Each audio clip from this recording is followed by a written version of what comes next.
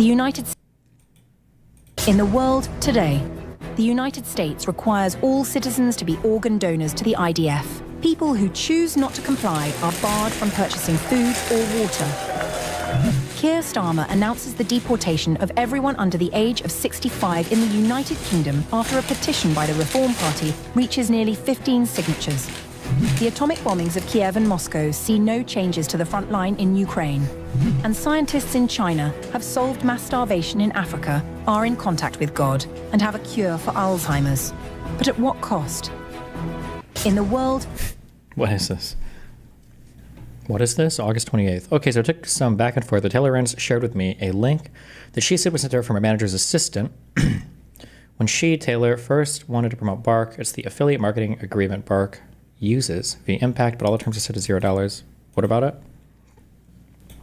Why did we care about this, or why does anybody care about this? Do you have your 5090 yet? Yep. And a new power supply and everything. Are there any other creators that have posted about this that are involved in this? See, Taylor has a video. Full liberal dark money group is secretly funding some of the biggest Democratic influencers on the internet. And I got a hold of their contracts, payment terms, recordings of their meetings, pitch decks for the program, email and text messages between the creators discussing terms, company communication, and more. My story is out.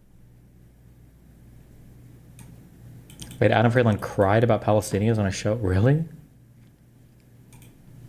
Right now on Wired, and it's linked in the description below. But before we dive into the nitty-gritty details of who is secretly funding some of the most prominent Democratic voices on the internet, it's important to understand what's been happening over the past 9 years. In 2016, I was a politics reporter covering the election. I was traveling across the country attending Trump rallies. Has anybody watched this video? Oh, fuck, 3 hours ago. Is there anything... and talking to voters. And one thing that a lot of them had in common is that they had discovered Donald Trump and his MAGA movement on the internet. They were bombarded by his content on platforms like Facebook and Reddit and fed his messaging through a burgeoning ecosystem of far-right online influencers and forum admins. Online influence was central to Trump's rise and played a huge role in his 2016 win. On election night in 2016, while almost the entire mainstream media was huddled up in the Javits Center watching Clinton lose, I and a small handful of other journalists were across town at the Midtown Hilton where Donald Trump was camped out with his family and campaign advisors. I was in the room at the Hilton when Trump won and stayed at that event until 6 in the morning. What was notable that night and why I think that evening was such a watershed moment is that when Donald Trump took the stage for the first time as the incoming president, he was surrounded by new media. That big party room at the Hilton was packed with MAGA influencers, far-right internet personalities, and popular online figures. And when Trump took office just a few months later, those influencers were there again. They all got together to celebrate the night before his inauguration at an event called the Deplorable. The event was a who's who. Okay, hold on, what is this? You want to join the army, son? To rape, sir. Why do you want to join the army, son? To murder and pillage. And of course, rape, sir. And why do you want to join the army, son? To, keep the peace, protect all women and children, sir.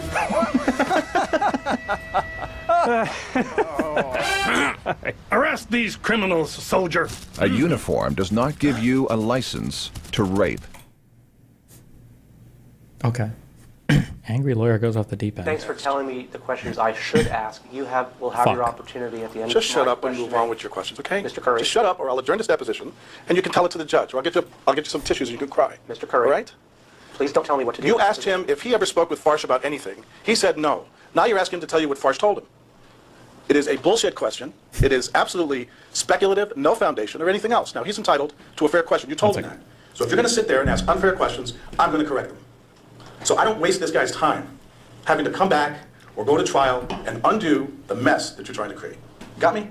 Are you finished? Wait, is this guy wearing eating gum in a deposition? Are you finished? Do you understand the question? Are you aware of the local rules with regard to what objections you are allowed to make and what? Do you understand the question, Mr. Foster? Sir, right now this is my witness. I get to ask the questions. You get to make objections only. There are two types of objections you can make. Objections. Call the bailiff. Sir. Do you understand the question being asked, Mr. Curry? Don't ever presume that you get to tell me what to do or when to do it, counsel. Don't you ever presume. Mr. Foster, this is your deposition. Do you understand the question? Why should you be entitled to then tell me what to do? Doesn't it go both ways? Because I'm being straight with the guy, and you're being not straight with the guy. True. He has no dog in this fight. Are you finished giving your opinions now about He has no dog in this fight, and you're trying to get him to say things that are simply untrue. It's an old trick, Mr. Zohar. You don't think you're trying Okay. to coach the witness right now? I'm telling him what the question is so he can answer it. Do you know what speaking objections are? Don't lecture me, idiot. I'm telling you I'm not gonna let that happen. Okay? You got me? Do we understand each other? Do you understand the Are we rules? connecting here? Because if we're not connecting here, I will try again. Okay? Don't give me local rules, don't give me procedures, don't give me professionalism. Just put a fair question to the witness. And if you're not gonna do that, then I am. We understand each other? If you believe that a question that I ask is not proper, then you get to pose a valid objection. You're not allowed to make speaking objections. You're not allowed to give Don't your lecture me, opinions. puppy. Don't lecture me. I was doing this when you were still chasing cheerleaders. Don't you even think about lecturing me about depositions. I think you're pricing a few years more than me, actually. That's it, to be honest with you. Do you understand the question? Mr. Curry, Let's have the question right it is back. my desire to follow the rules. If you don't believe we should be following the rules, then maybe you need to explain to me what procedure we are supposed to follow. Now, do you think that there's anything wrong with adding Testmasters students who you met only by virtue of your employment at Testmasters to a prospective client file for your competing company? Should we read the question back, please? Yeah, we think there's anything wrong with adding Testmaster students who met only by virtue of your employment at Testmasters to a respective client for your competing. Object to the question is no foundation, calls for speculation, seeks a legal conclusion, it's argumentative, and I'm instructing the witness not to answer. Can you just do that? Wait, Leon, are you allowed to object for multiple reasons? Could you just object and list every single fucking reason for objecting every single time you do it? Mr. Tatey, do you think that it would be improper for you to Kafka, copy your employer's course material while you're a Testmasters instructor and use it for a competing business? Same objections, same instruction. So as we sit here today, you don't know whether or not it's a true statement that as of March 30th, 2005, Blueprint had not yet finished the writing and production of its LSAT course. Objection, argumentative, and also invades the attorney-client privilege and the work product doctrine, instructing not to answer. Do you deny, Mr. Tatey, that as of January 12th of 2005, that Matt Riley was a Blueprint partner? Objection, same objections, same instruction. Mr. Curry, this goes to the very heart of the case here, and I'd ask you to reconsider your instruction and allow Mr. Tatey to answer this very simple fundamental question. I've reconsidered. The answer is no. Can you rule out the possibility that Matthew Riley was a Blueprint? What? The case here, and I'd ask you to reconsider your instruction and allow Mr. Tatey to answer this very simple fundamental question. I've reconsidered. The answer is no. Can you rule out the possibility that Matthew Riley was a Blueprint partner while he was still teaching for Testmasters? Same objection, same instruction. Do you deny that Matthew Riley was a Blueprint partner at the same time that he was teaching Testmasters classes? Same objection, same instruction. Do you deny that Matt Riley was working on the Blueprint website while he was still teaching classes for Testmasters? Objection, it's argumentative. Calls for speculation, there's no foundation, instruct witness not to answer. And can you say with certainty that Ms. McCarthy did not help in any way in helping Blueprint create the course material? Objection, calls for speculation, no foundation, it's argumentative, instruct witness not to answer. Do you deny that Courtney Martin was working for Blueprint on its website while she was a Testmasters instructor? Objection, same objection, same instruction. Were you trying to get Courtney Martin to do... Why is the attorney not pressing for answer? Objection or not, they should answer. There are a couple objections that in a deposition you're allowed not to answer after. Generally, even after an objection, you have to answer. I don't remember which ones you're allowed to not. You can't just ask any question in a deposition, like piercing attorney-client privilege or something like that, and then the person objects and then you answer, and then they can build on that objected answer for other stuff. There are some things that you're actually allowed to, I don't know if you can instruct the witness on the answer or tell them they don't have to answer or whatever, but. Worked for Blueprint while she was a Testmasters employee? Objection, vague and ambiguous. Can answer if you understand the question. I don't believe that I was. Do you deny that you were? Objection, asked and answered. Argumentative, no foundation, calls for speculation, instruct witness not to answer. Now, why around this time period did you want to damage Robin Singh? Objection, calls for speculation, no foundation, it's argumentative, instruct not to answer, it's phrased. Okay, that's it. Well, let me. No, we're done. Okay, We're done. that's fine. We're I'm good. not asking more Lunch questions. break. I want to make a record here, if I may, Mr. Curry. I think that your instructions not to answer numerous questions are improper and unfortunate, particularly in light of these new documents that were just discovered. The judges repeatedly suggested that we should. There's a likelihood of having follow-on discovery after e-discovery. I think that it's improper, and I think that you're obstructing our ability to get to the bottom of these critical and highly damaging documents. And I'd like to put you on notice that if you don't allow us to continue to ask questions now or at a subsequent time, that we believe that you will be obstructing our ability to obtain evidence about improper discovery abuses by your client, and that you'll be aiding and abetting in those discovery abuses. And I ask you to reconsider and permit us to ask Mr. Tatey these questions. Take your threats and put them where you don't live. I'm not making threats. Yes, you are. Just tell it to somebody who cares. Tell it to somebody who cares. Same step and my usual works. Thank you. Okay. All right, I was... Like your work, Mr. Curry? Like your work? Sure. Like your work, Mr. All right.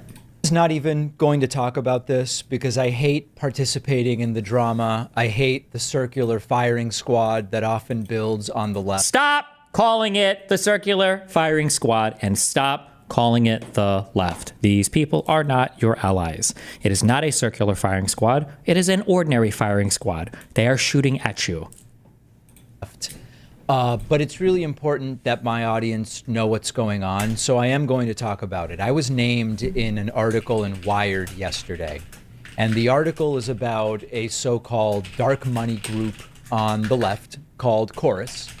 And I'm named in the article along with other creators as being part of the group. And since this article came out, I've heard from a bunch of you. David, did you sell out?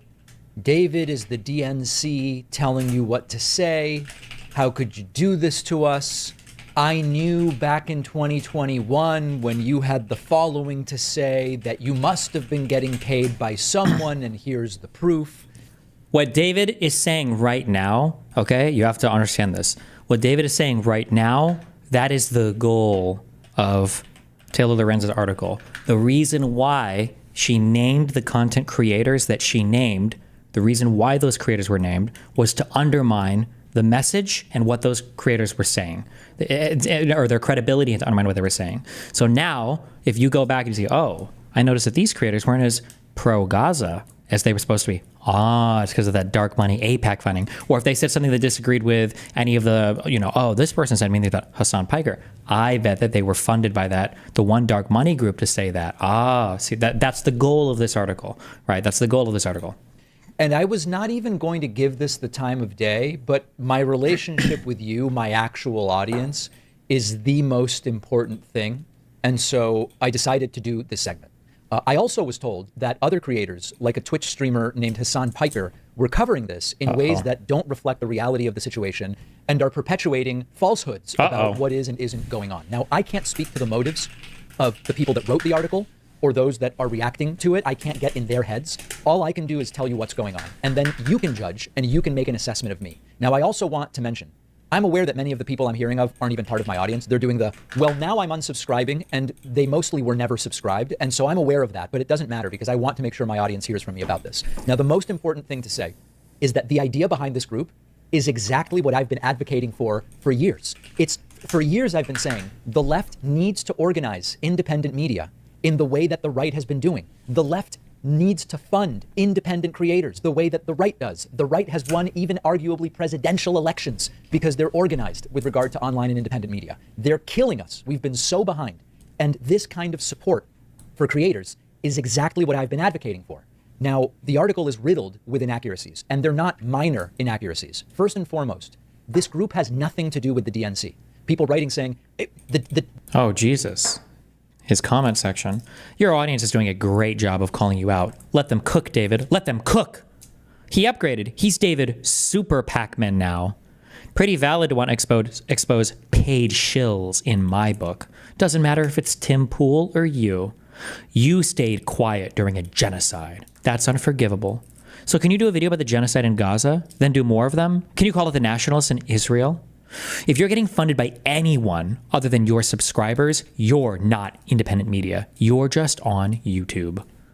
Taking $8K a month from some org is not being independent. You have no idea, by the way, who funds Taylor Lorenz. You have no idea, by the way, who gives Hassan Piker money. You have no idea where any of these people are paid from. But that's okay. This is their goal, right? It's this. The Democratic Party is telling people what to say. At its base, the group has nothing to do with the DNC, period. Number two, I do not get clearance for anything I say. I do not run interview questions by anyone at Chorus. I don't tell Chorus when I'm going to be doing an interview. Not a single segment I have done, not a single question I've ever asked a guest has anything to do with Chorus. They don't tell me what to talk about. They don't tell me who to interview. They don't tell me how to cover a story. There are no restrictions of any kind on my content. I've never covered a story because Chorus suggested I do it. I've never not covered a story because Chorus suggested I not do it. There is no content relationship of any kind. So what?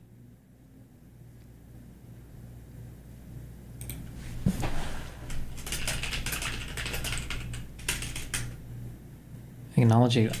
I just don't understand this. This just seems to be false.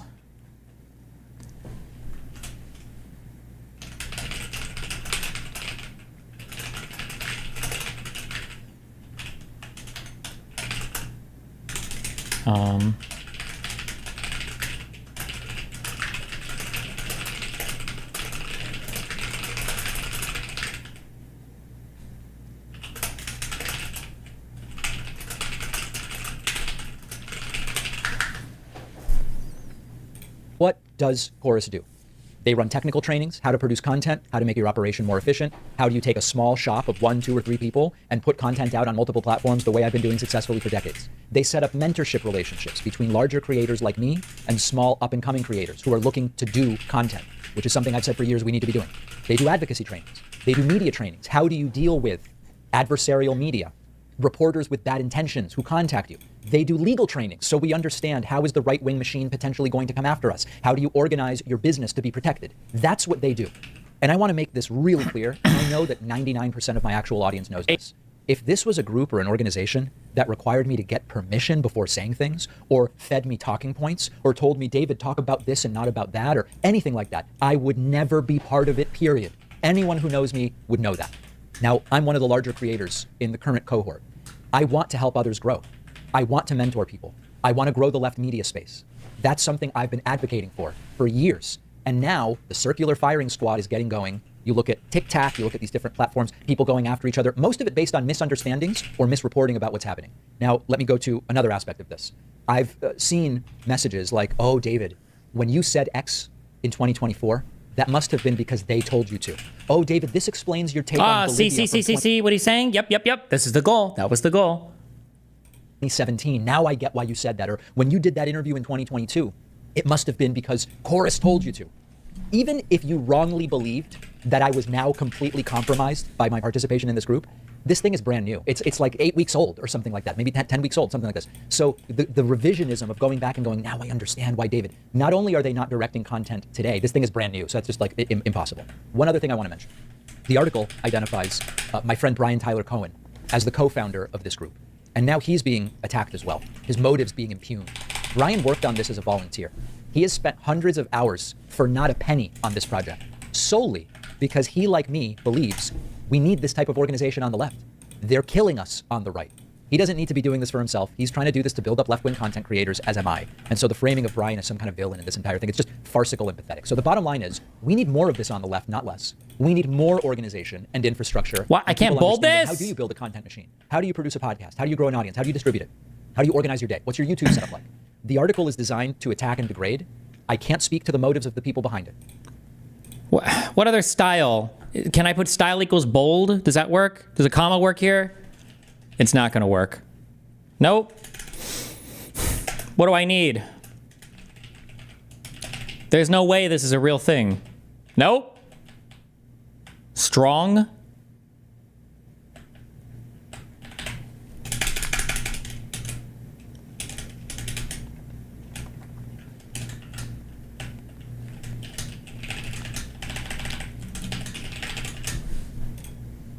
It's not bold. Why? Why doesn't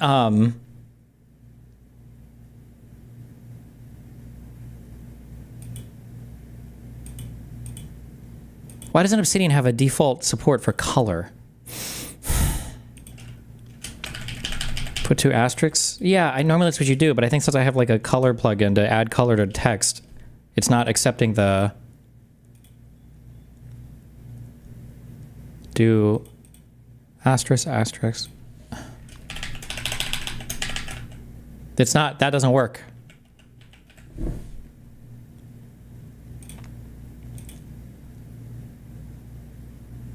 Font weight bold.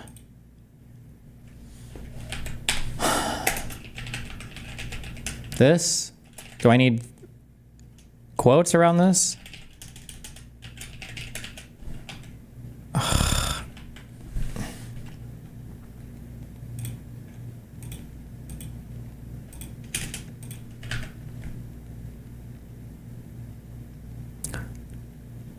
All style in one quote separated.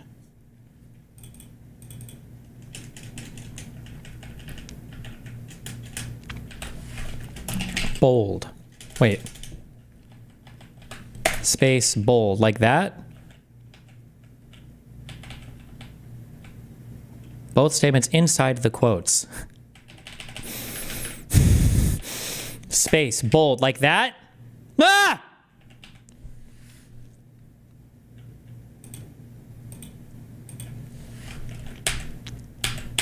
Semicolon. Font, weight. Bold. Like that? Ah! So I won't even speculate. My involvement is as I've described it here. There's nothing more and there's nothing less. It's up to you to decide whether big you trust misspeak. a particular creator. It's up to you to decide what sort of structural organization the left should pursue. But what I can tell you is that the circular firing squad is how the left loses, when we start turning each other over what at the end of the day. So I'm sick of the losing. I'm trying to win. Join me if you also are trying to win. And then maybe we can have some better outcomes in future elections. Stop Let's talk about the possible. calling it the circular firing All right, squad. They're not your friends, okay? Is it safe to donate to Chorus? I have more money than time and want to help bolster liberal media like you and Brent. I don't know. I haven't done the evaluation of them all on my own, so I wouldn't say one way or another. But that's not because I doubt them. I just don't know anything about it. Okay, hold on. I'm just trying to evaluate which of these were even fucking true. Have any of these claims in the article?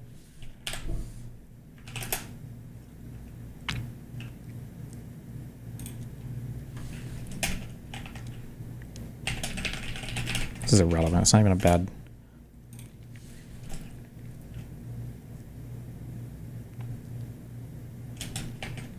I guess if you care about the dark money thing, then this is true.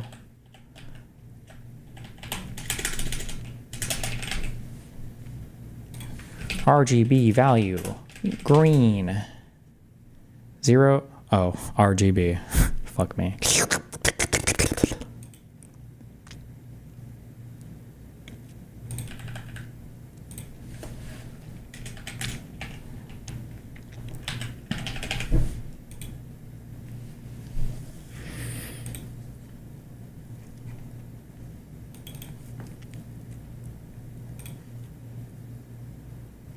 I'm shilling for this link, callouts. I literally have callouts. I don't think callouts would help me with whatever it is you think you're trying to do here, but I love you.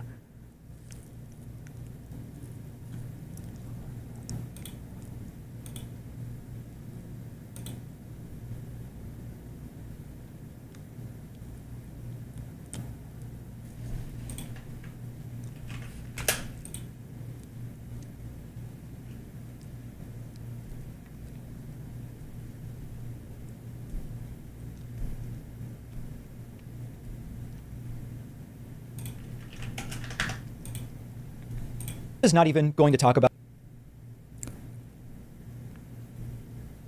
Oh wait, this is supposed to be around.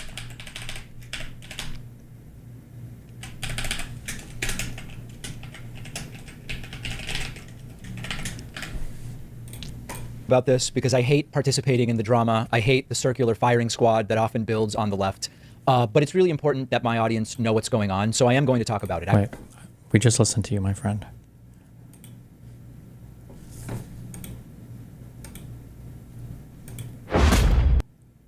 Fuck, there's crying in this?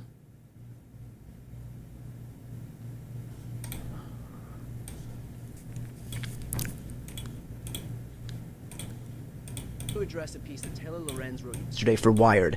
An initiative aimed at boosting Democrats online offers influencers up to 8,000. Why the fuck did you link me the fucking Reddit embed of this fucking video? Why the fuck would you do that? Who linked me this?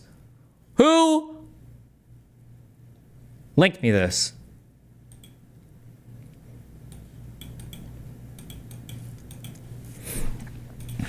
Stop hiding and stop hiding. Brian, Tyler, Cohen.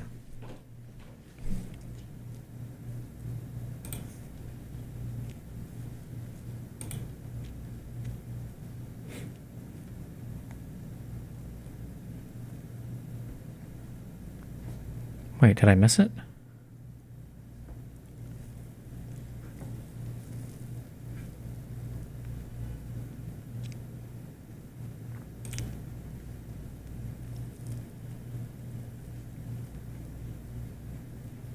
His Twitter?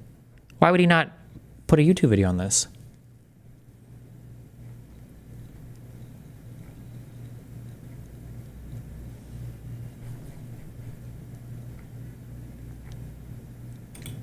Oh, wrong day.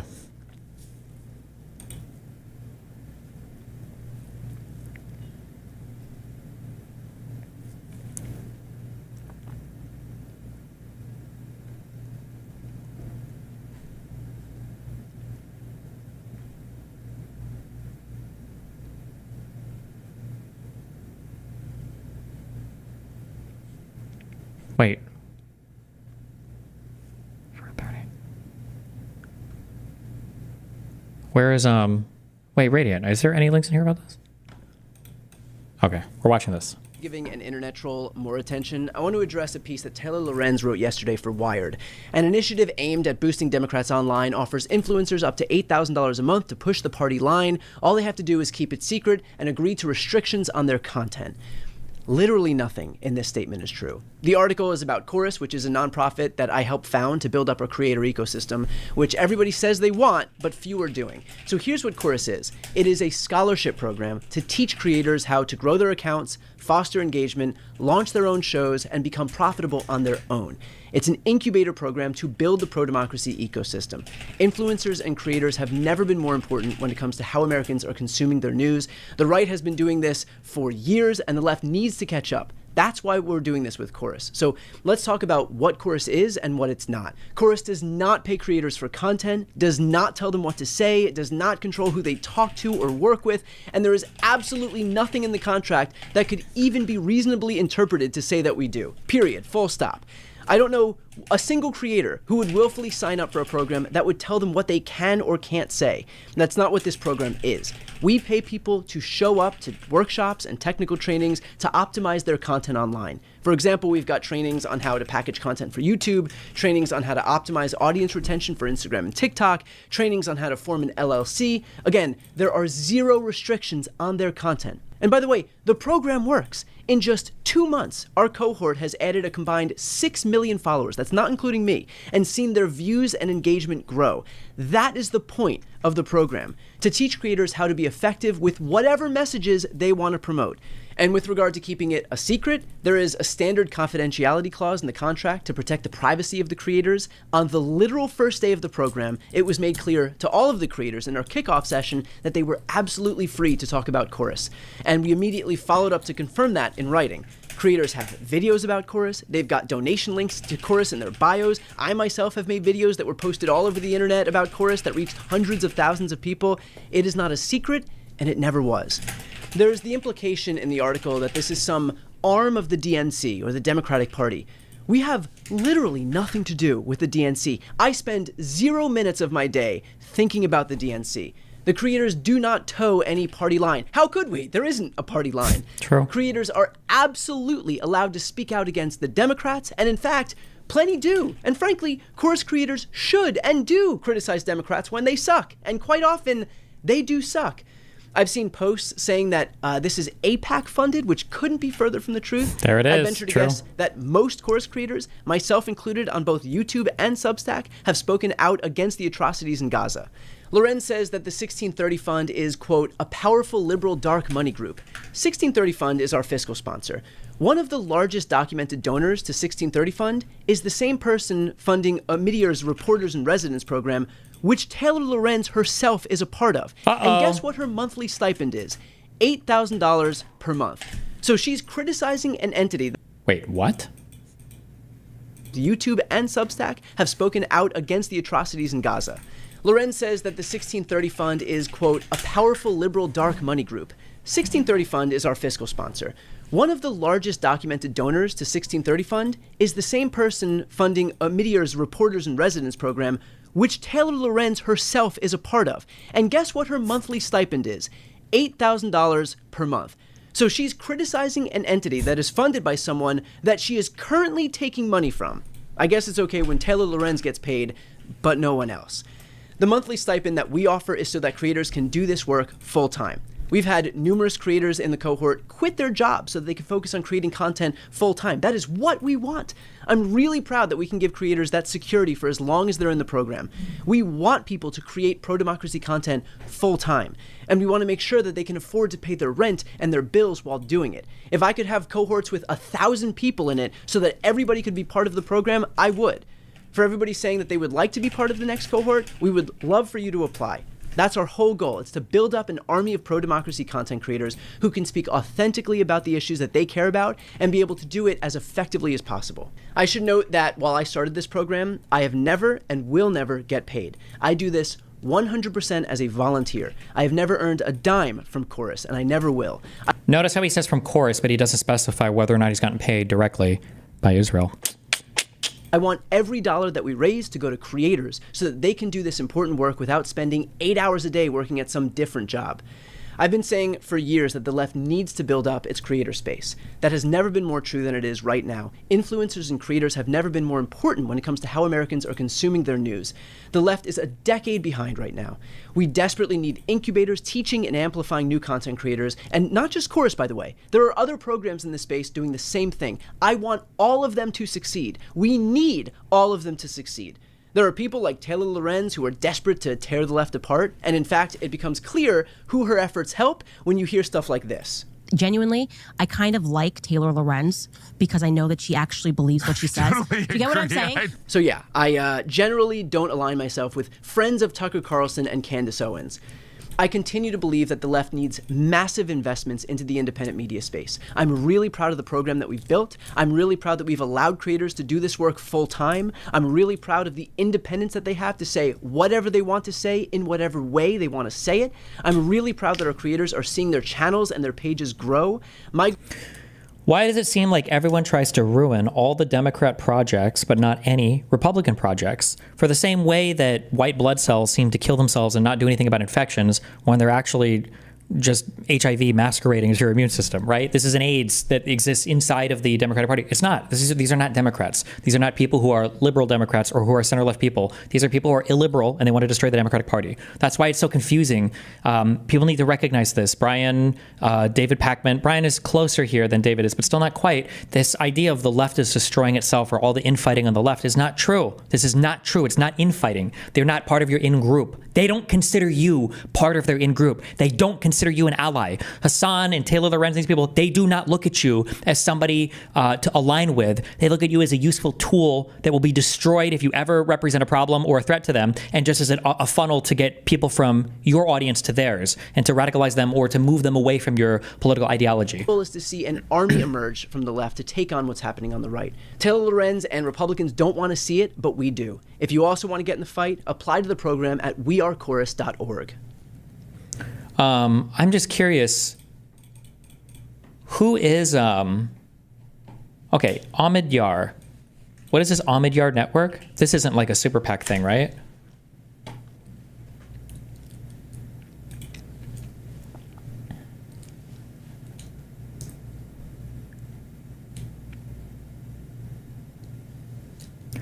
Your network comprises a 501c3 and a limited liability. If it's a 501c3, do all 501c3s have to disclose? Hold on. What is most common entity for super PAC styled organization?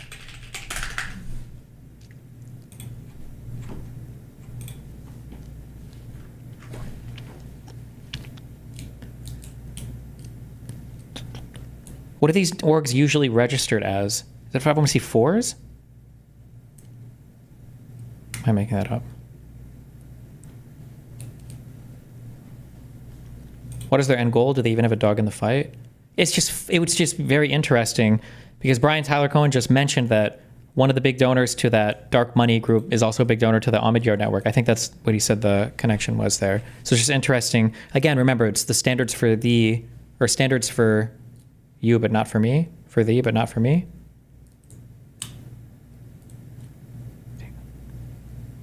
Something like that. At the risk of, you want to make sure that they can afford to pay their rent and their bills while doing it. If I could have cohorts with 1,000 people in it so that everybody could be part of the program, I would. For everybody saying that they would like to be part of the next cohort, we would love for you to apply. That's our whole goal. It's to build up an army of pro-democracy content creators who can speak authentically about the issues that they care about and be able to do it as effectively as possible. I should note that while I started this program, I have never and will never get paid. I do this 100% as a volunteer. I've never earned a so that they can do this important. That has never been more true than it is right now. Influencers and creators teaching and amplifying monthly stipend is $8,000. One of the largest documented donors to 1630 Fund is the same person funding a Meteor's Reporters in Residence program, which Taylor Lorenz herself is a part of. And guess what her monthly stipend? What about Kyle and Crystal? They mentioned liberals and leftists together. No, they're not part of the team. No, they're not. No, they're just not.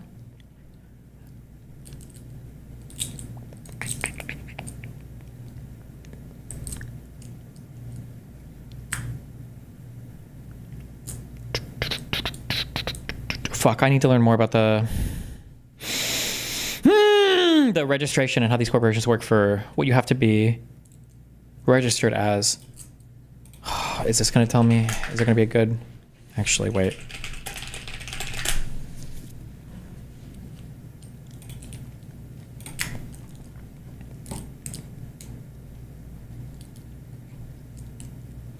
Super PACs were created in 2010 with the U.S. Court of Appeals decision in SpeechNow.org v. Federal Election Committee. This decision allowed for a greater level of deregulation as to how political funds are raised and distributed.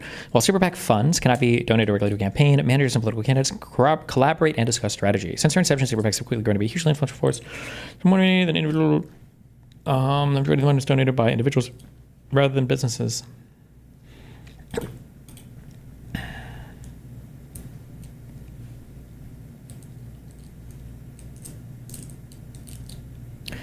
Like traditional PACs, there are no limits now. Super PAC can fundraise. In addition, all Super PACs disclose their contributors. Contributors themselves can shield their identities, such as the use of shell corps.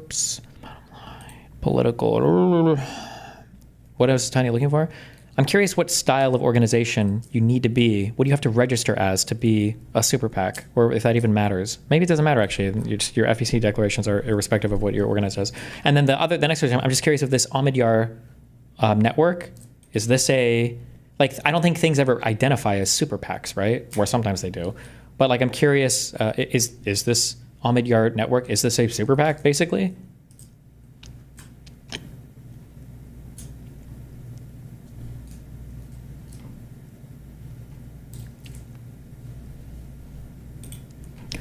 No shot.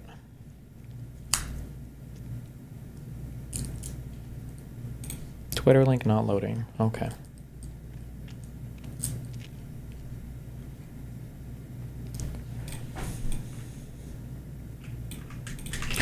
In your net. Okay, so fuck it. Can I just Google this?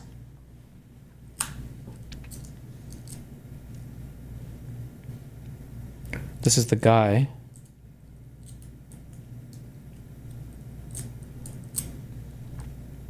Well, I guess I can just look it up. Omidyar Network FEC filings, right?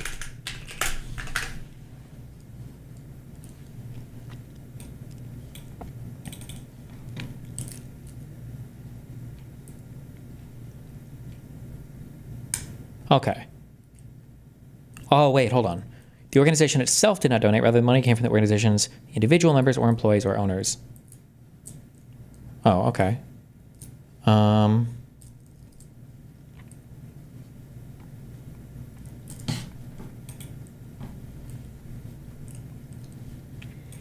Sorry, but entertaining bit on how to make a super PAC versus a PAC. Close, basically, yeah. The super PAC can't coordinate directly with the thing. Okay, so then the structure for shielding, I'm just trying to figure out, because nobody knows the corporate structure of any of these things, so it's annoying when some people talk about dark money. Okay, so then what we're talking about is whatever super PAC exists, the super PAC has to disclose their donors.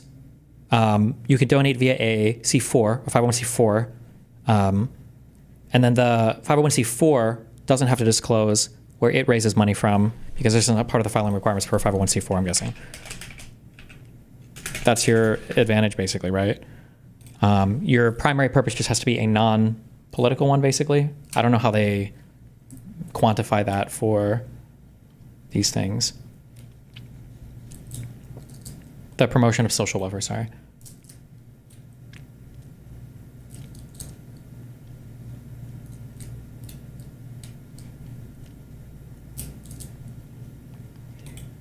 Okay, gotcha. So then, Omidyar Network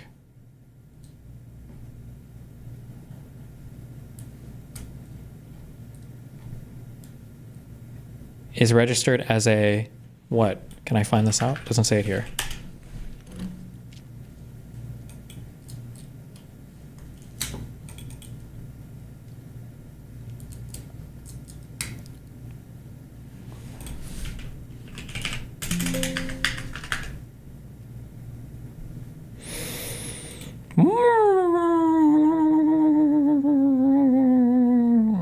It's a venture of the Omidyar Group. What's the Omidyar Group? What are they registered as? Check the FAQ on their site.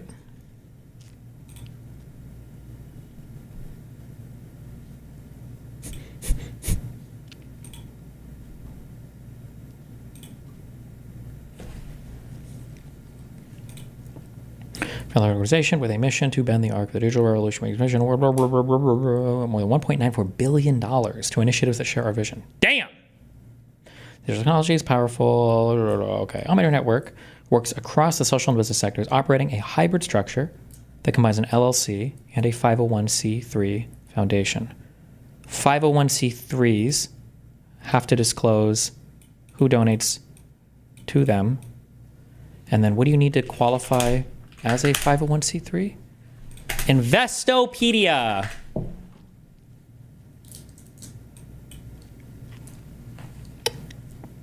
It's a portion of the IRS and specific tax category for non-profit organizations. Organizations 501c3 are exempt from federal income tax. IRS recognizes more than 30 types of nonprofits, but only those that qualify for C3 status can say the donations made to them are tax deductible. Most of the orgs that may be eligible fall into one of the charitable, religious, and private foundations. To qualify for tax exempt status, a group must exist for one of these purposes.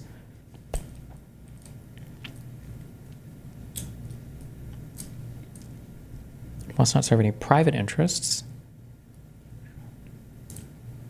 Net earnings can't be used to benefit any private shareholder.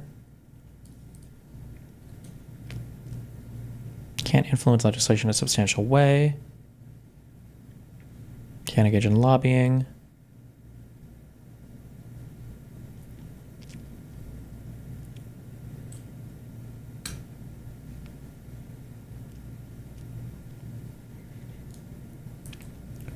Does not belong to the creditor. Restricted to specific operations. Specific financial information is what financial information? What filings are necessary?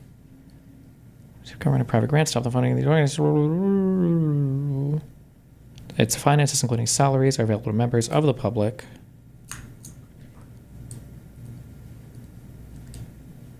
So what's the difference between like this and a PAC? Oh, PACs are limited in the amount of money. What is a PAC normally registered as? PACs are probably not C3s, right?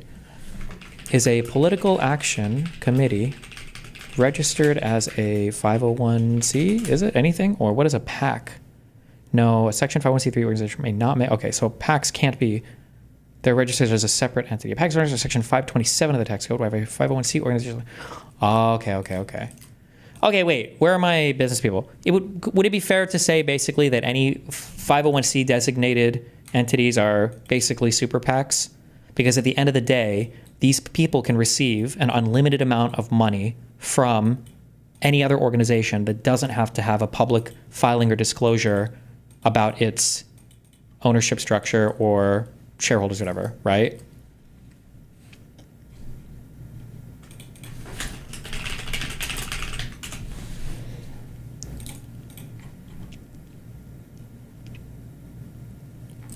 Where's my... Wait.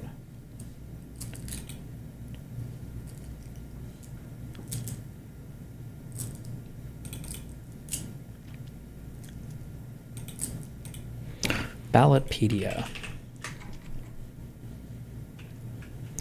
Can't your LLC itself just get paid from anyone? You can spend that money how you want. Well, there's special restrictions around like campaign contributions. Like those are really anal about contributing to campaigns.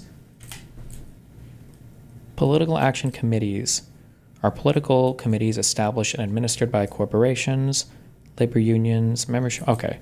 I think if your main org is a 501c3 or C4, it's not registered as a political action committee. You can basically, I think it's fair to say that that's a super PAC essentially, right? I think so. So this Omidyar group and this Omidyar bullshit, this is basically a quote unquote dark money super PAC because they can raise funds from corporate entities whose ownership structure is shielded from public eyes. I think that's fair to say. So I think it's fair to say that Taylor Lorenz is essentially, she does receive money from, dark money from super PAC entities essentially. I think that's a fair statement. Scroll down. What? Super PACs are also known as independent expenditure only committees. These PACs can accept unlimited contributions and spend an unlimited amount supporting or opposing federal election candidates. They cannot directly donate to 501c3 and C4s for the code in which their tax information these codes. These things cannot engage in political campaigning the way that PAC superPACs can. They cannot contribute monetarily to campaigns, nor can they endorse candidates or parties. They engage in nonpartisan activities. Nonpartisan, does that mean like pro or anti like Israel or whatever? As long as you're not supporting or attacking like Democrats or Republicans, I think.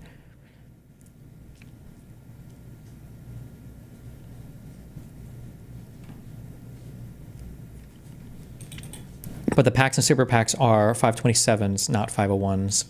Sure. Okay. Okay. I was just curious for that. All right.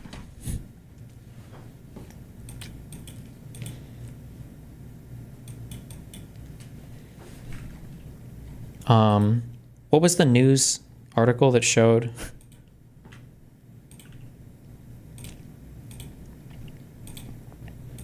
them supporting Taylor? I was just curious on that. Oh, that's...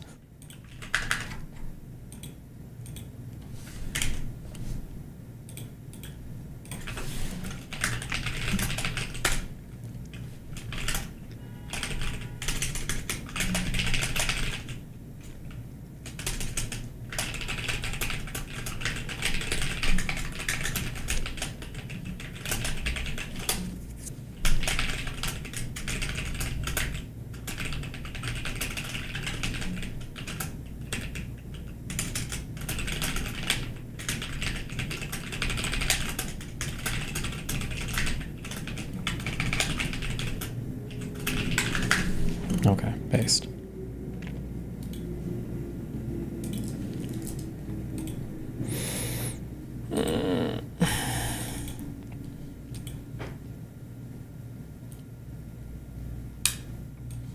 What is this? They're spelling N towers in Wheel of Fortune. And you were blackpilling? What is an N tower? Nora, return.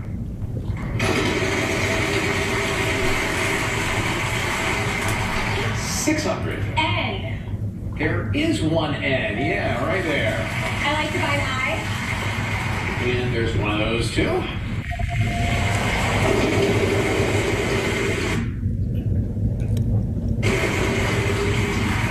$850. G. Yep, there are two G's. Oh. Okay. A dark... Oh, God.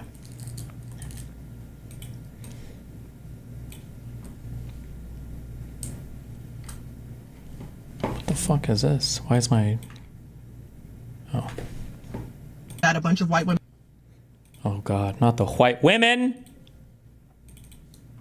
That will never cease to amaze me is the way that a bunch of white women will revert to their default settings and we're never going to get out of white supremacy or fascism because of it. So I woke up today to this article in Wired that was sent to me by some folks that says that I'm part of this creator cohort getting dark money in the form of $8,000. One thing that will never cease to amaze me. No! Why did it restart? One thing that will... No! One thing that will never cease to amaze me is the way...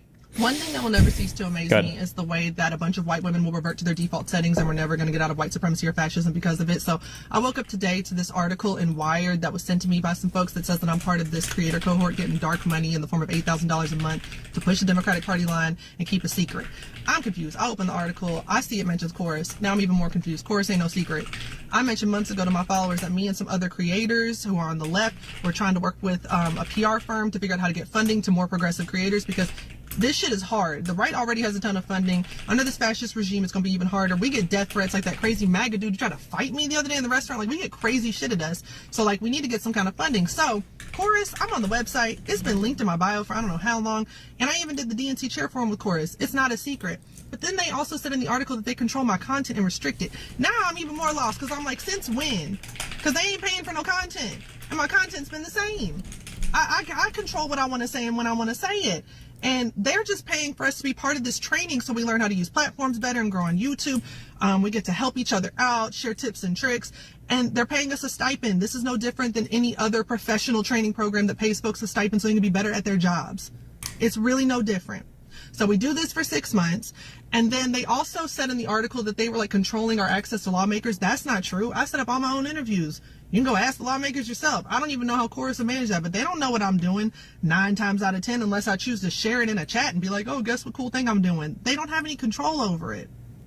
So that was weird to me. And then to try to insinuate that like they're restricting our content so we can't talk Oh, about certain shit. things. Like one of the creators mentioned in the same paragraph as my name in this article, she was just laying into the Democrats' ass like not that long ago over the way that they are not handling the genocide in Gaza correctly and how fucked up it is how they've been voting. Like she was laying into them, Cory Booker and all of them. So I'm like, how the hell are you going to say that when you can go to the pages of the creators in the article and see what we're talking about? That's weird.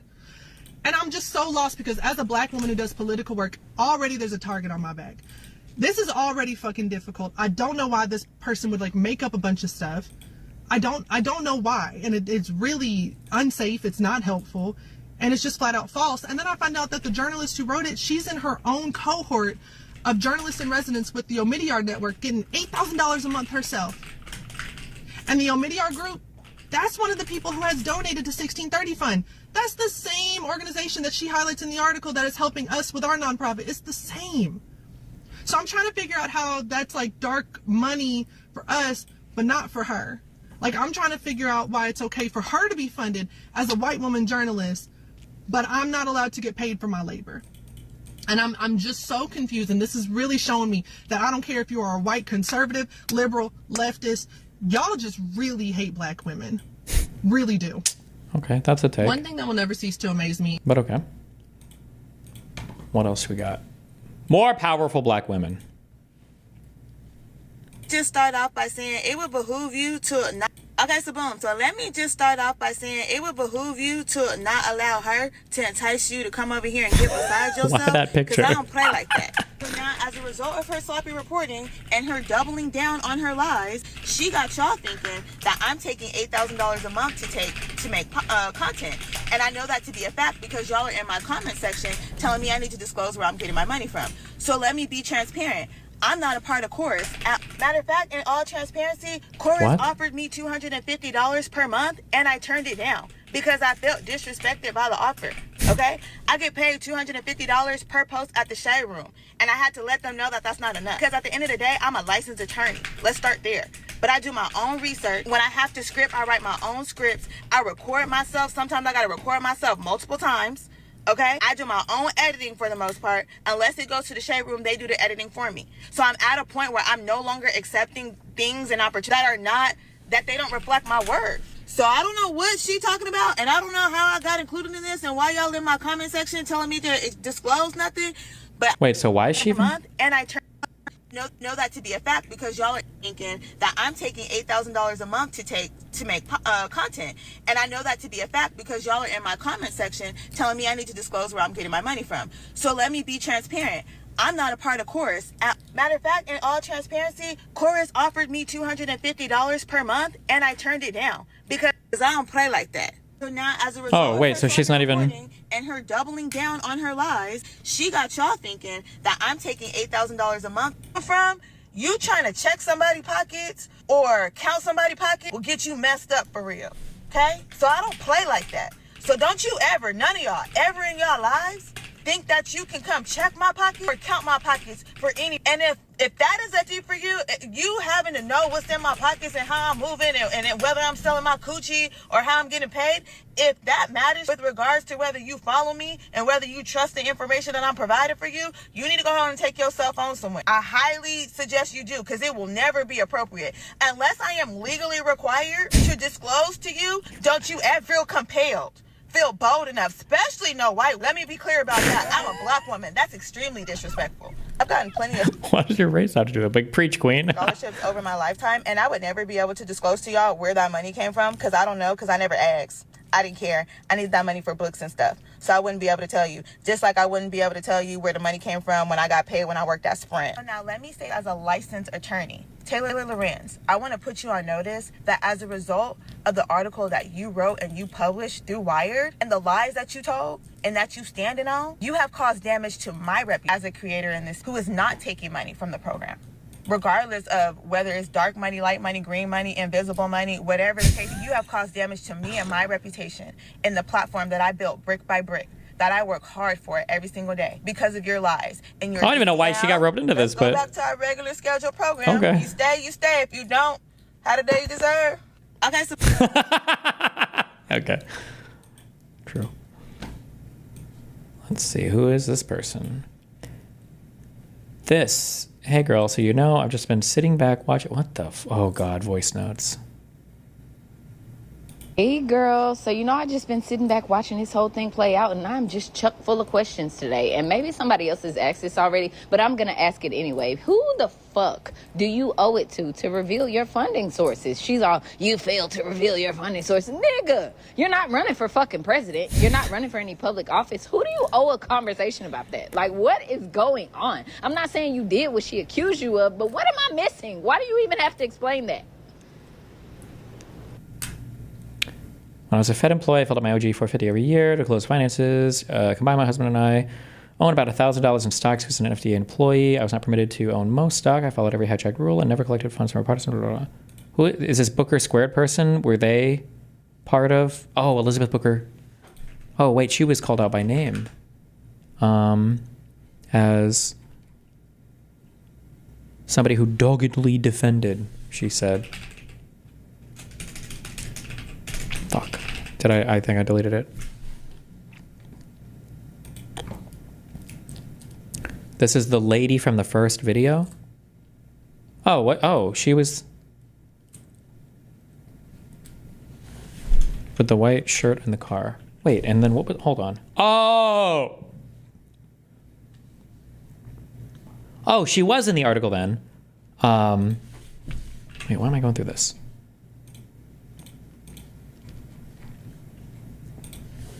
She was, several influencers who doggedly defended Chorus throughout that controversy, including Elizabeth Booker Houston, a Democratic comedian and content creator on Instagram, and Ali O'Brien, a progressive creator, were involved in membership talks for the highest paid tier. Oh, this is why she's roped in then. Sorry. Okay. So, oh, it's crazy. One of the claims that I put in here, the reason why, oh, dude, I can just see everything. I just see everything, okay?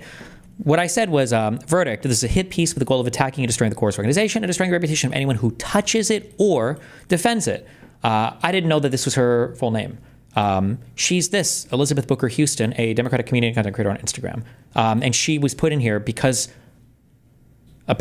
she was involved in membership talks for the highest paid tier in Chorus's new creator incubator program.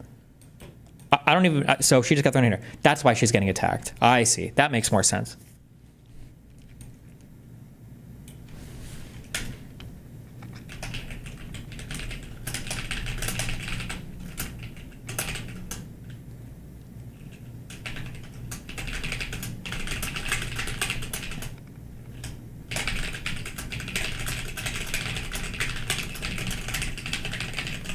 Because they offered her a contract that she turned down? I guess, yeah. I don't know why. I have no idea why you would name... Well, I'm sorry. There's no appropriate reason, in my opinion, to name names here, especially when the article is a hit piece. Unless your goal is to get the people attacked. That was the goal, I think, right? Yeah. But that makes sense. Okay. So she is...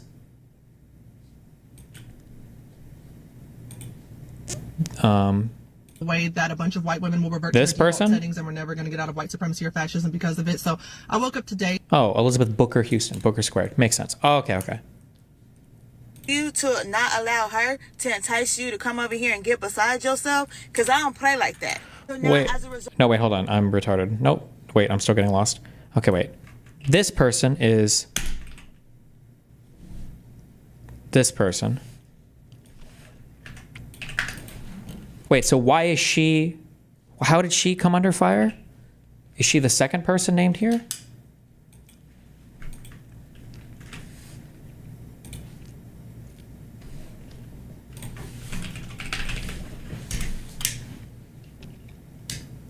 She's not Ali O'Brien, right? Why is she... Wait, A.B. No, it would be A.O.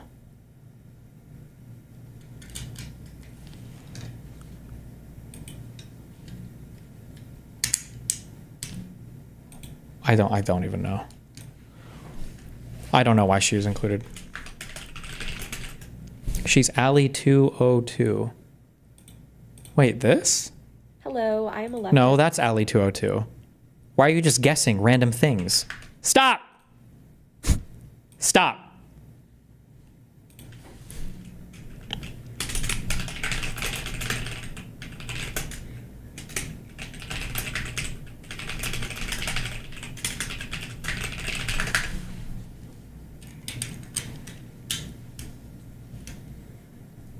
She's just doing blackface in that video? Okay.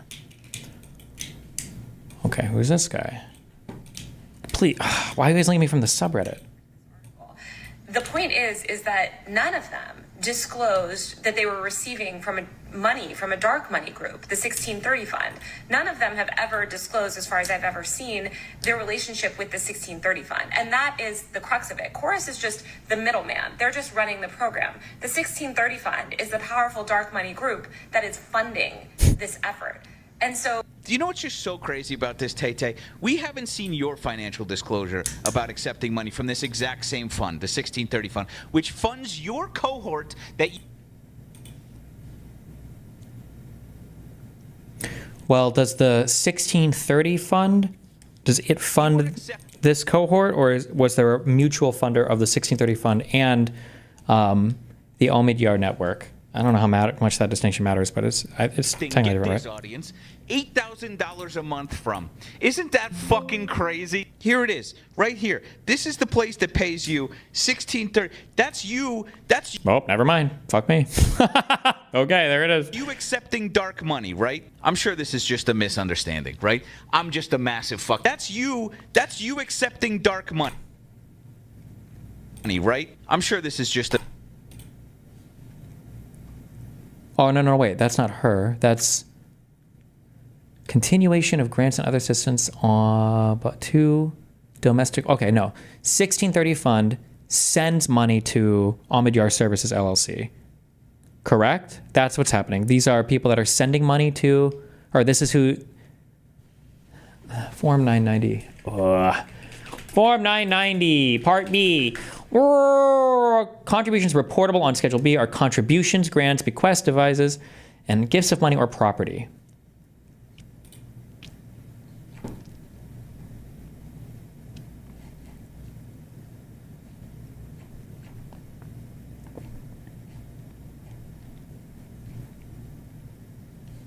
Is this the right form?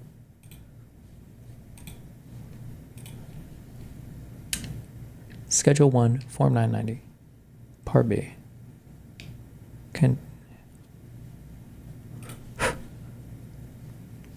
Imagine if there was like just a post to the document. Stop! Don't need this.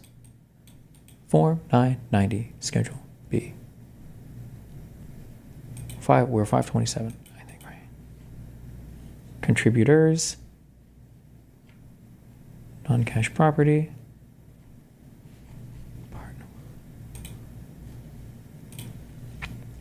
Part 2, continuation of grants and other assistance to domestic organization. This is money from 1630 to other organizations. That's what this is, right? That is what that is. I can read. I know I can read. I know that's what that is. I don't know. I don't know if this is the right form necessarily or what the fuck. But that is what that is. That's you accepting dark money, right? I'm sure this is just a misunderstanding, right? I'm just a massive fuck. We're all just so dumb that we just fucking missed this. It's almost like you as a creator were not privy to every single financial line item of the people paying you. It's almost as if, Taylor, I've hesitated to make this fucking video because the material harm that this is doing, this dumb dick conversation, but it is worth mentioning that this dark money that you are rallying so hard against also funds climate change orgs and voter rights organizations and... Wait, actually, 1630 fund filings. We can just look this up. I should be able to look at their... Okay, this is a 523? Is that what this is? Or what do we call this?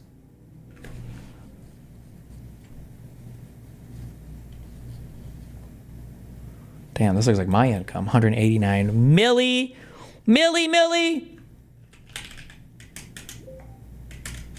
Wait, what kind of filing is this? What are these people? Where can I tell?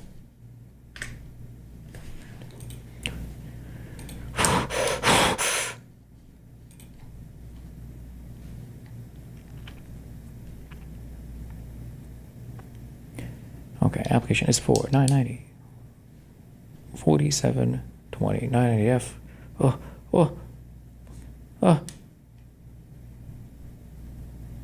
This was filings for, I think, tax year 2023. Oh, calendar year 2023. Yeah, okay. Bloom bloom. Okay, it is a 501c4. That's what it is. Okay. Turn off mute links. Oh, I'm sorry. I love you. Okay.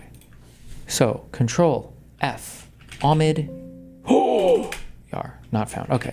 1630. Fund. 2024. Filings. What are we in right now? 2025? Did they ask for an extension? Are those filings public yet?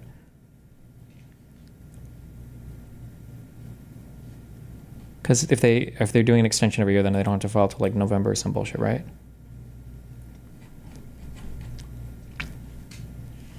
It is only in 2022. What do you mean it's only in 2022? Oh, wait, like that, the money she received, wait, announcement. This announcement was for 2025 though. Oh, but that shouldn't matter actually. Hold on. 1630 fund 2022 filings. Boom. Boom. Boom. For tax year.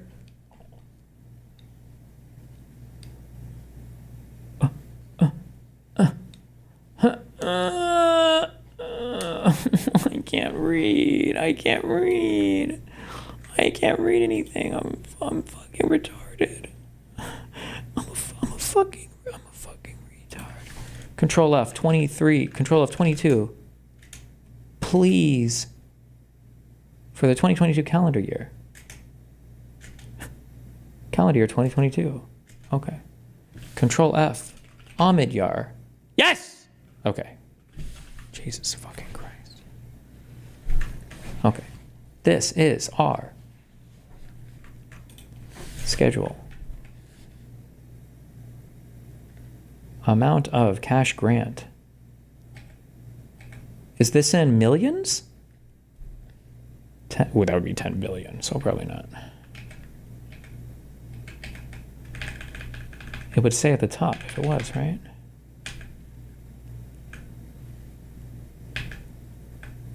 My God.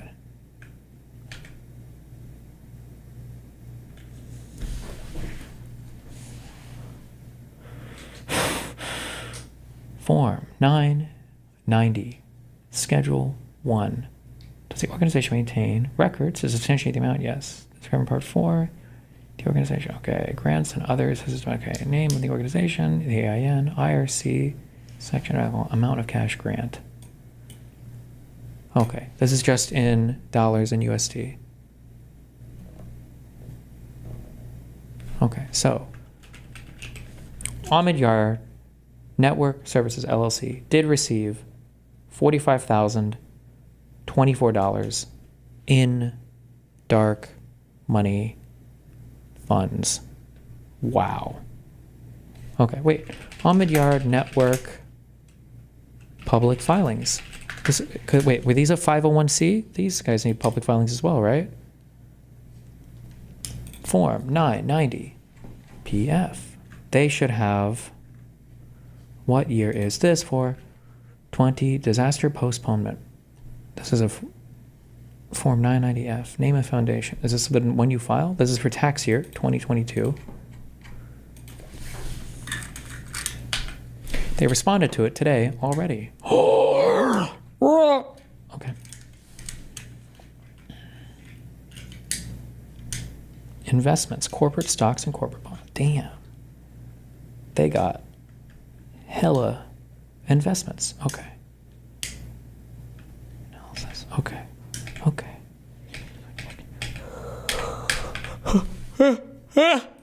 Information about don't care. Don't care.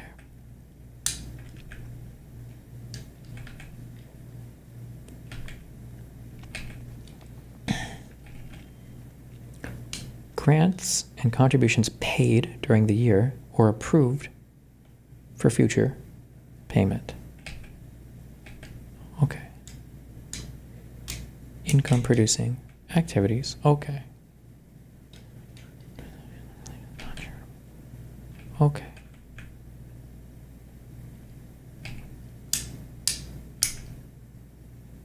Grants and contracts paid during the year. Okay. What am I even looking? What am I looking at this for? What was I looking for? Piece work. Oh my God. Is this money that they're giving?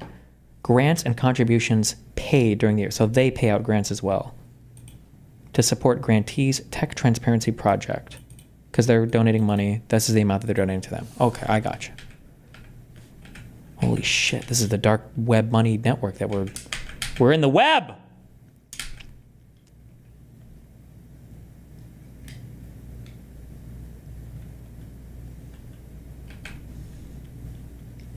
We're in the goddamn web. Okay.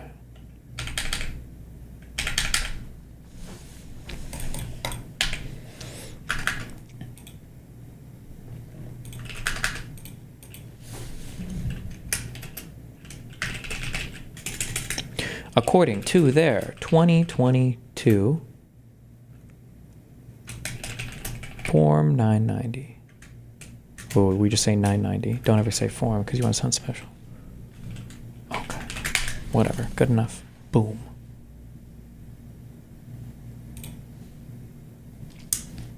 Boom, boom, boom, boom.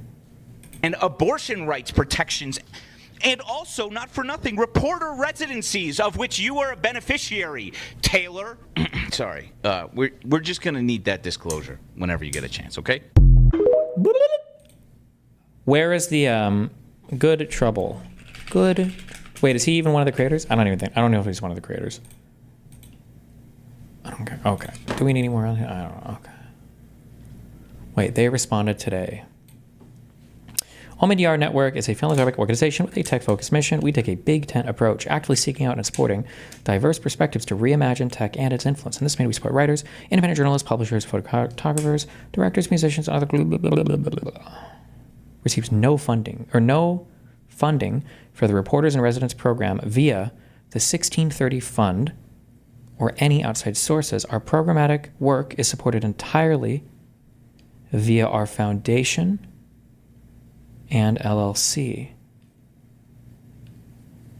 Our programmatic work is supported entirely via our foundation and our LLC. Network. Well, but who funds the foundation? Is that a 501c? Because that could be funded by other shit, no? Or the LLC?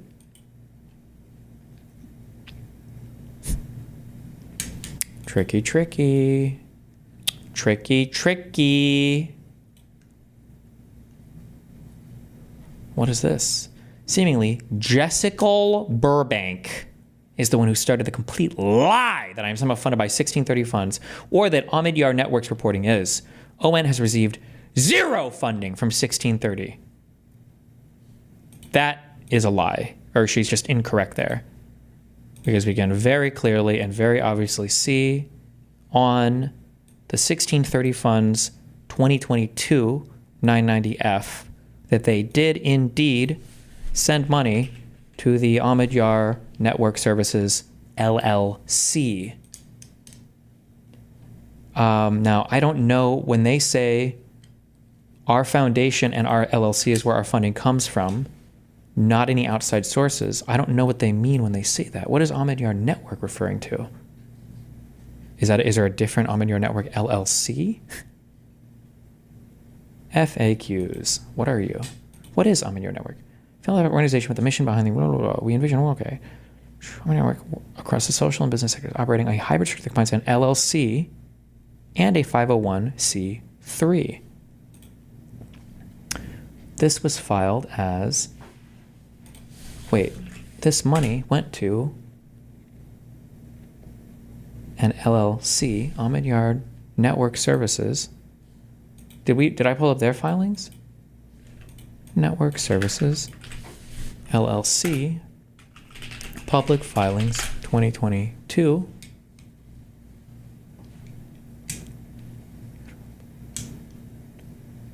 Am I retarded? 1630. Omidyar Network Fund. Oh, this is money that they're just sending, though, not receiving, right? I don't even know what I'd be looking for. I need a different form, right?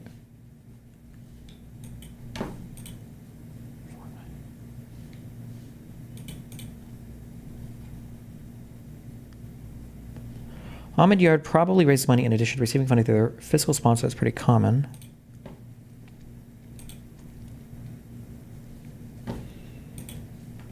Financial documents. Yes. Fuck me. Yeah. 2022. Audited financial statements and their Form 990-PF. Okay. This 990-PF should be, if I open this, it should be the exact same thing. Or I'm super confused. Please, God, yes. Okay, it is. Right? These are the same. Yes. Okay. 501c3. That's the Form 990-PF, and this is the entire tax filing or a different tax filing? An audited tax filing. Okay.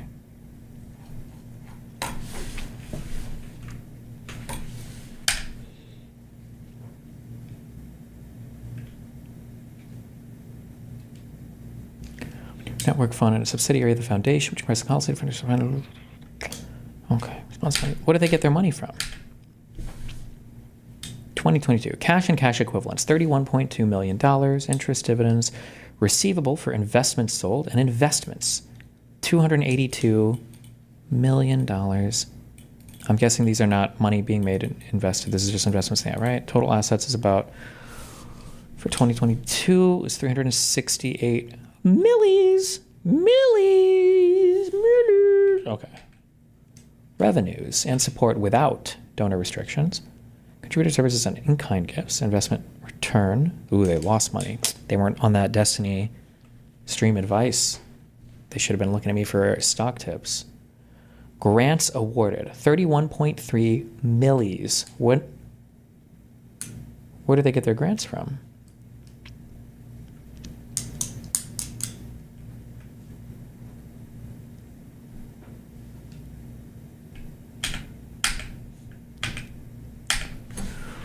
Is this?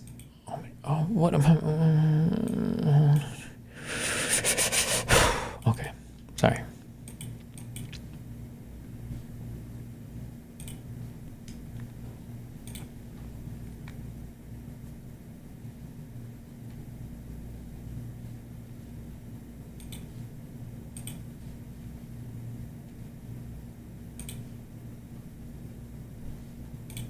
Okay.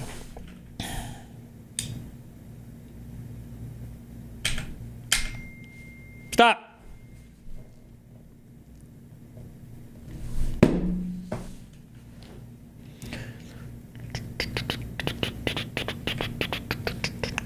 Cash in, okay.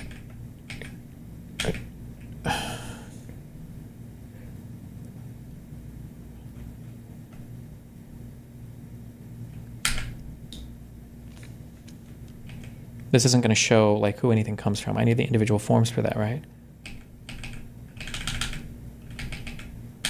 Holy fucking memes.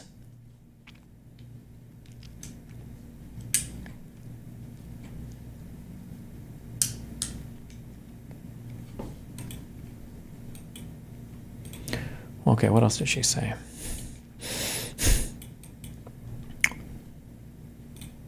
Okay, what is this? What the fuck? Page 82 of a financial disclosure in 2022. I just named it to Ken Clip because I saw him retweeting Taylor.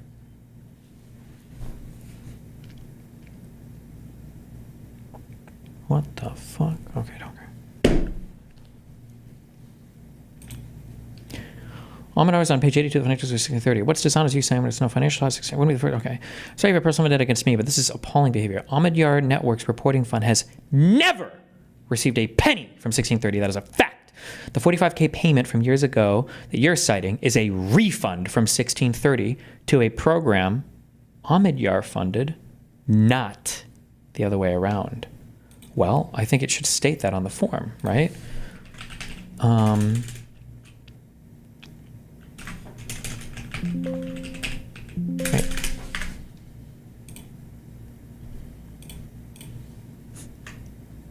Control F, Ahmed Yar. This says amount of cash grant was for $45,000. Purpose of the grant was civil rights, social action, and advocacy. If this was in fact a refund, my guess is this is filed incorrectly, which would probably be really bad if you're fucking shit up like this. Would you really refund somebody as a grant to another company? That sounds like a tax, I don't want to say fraud because that would be intentional.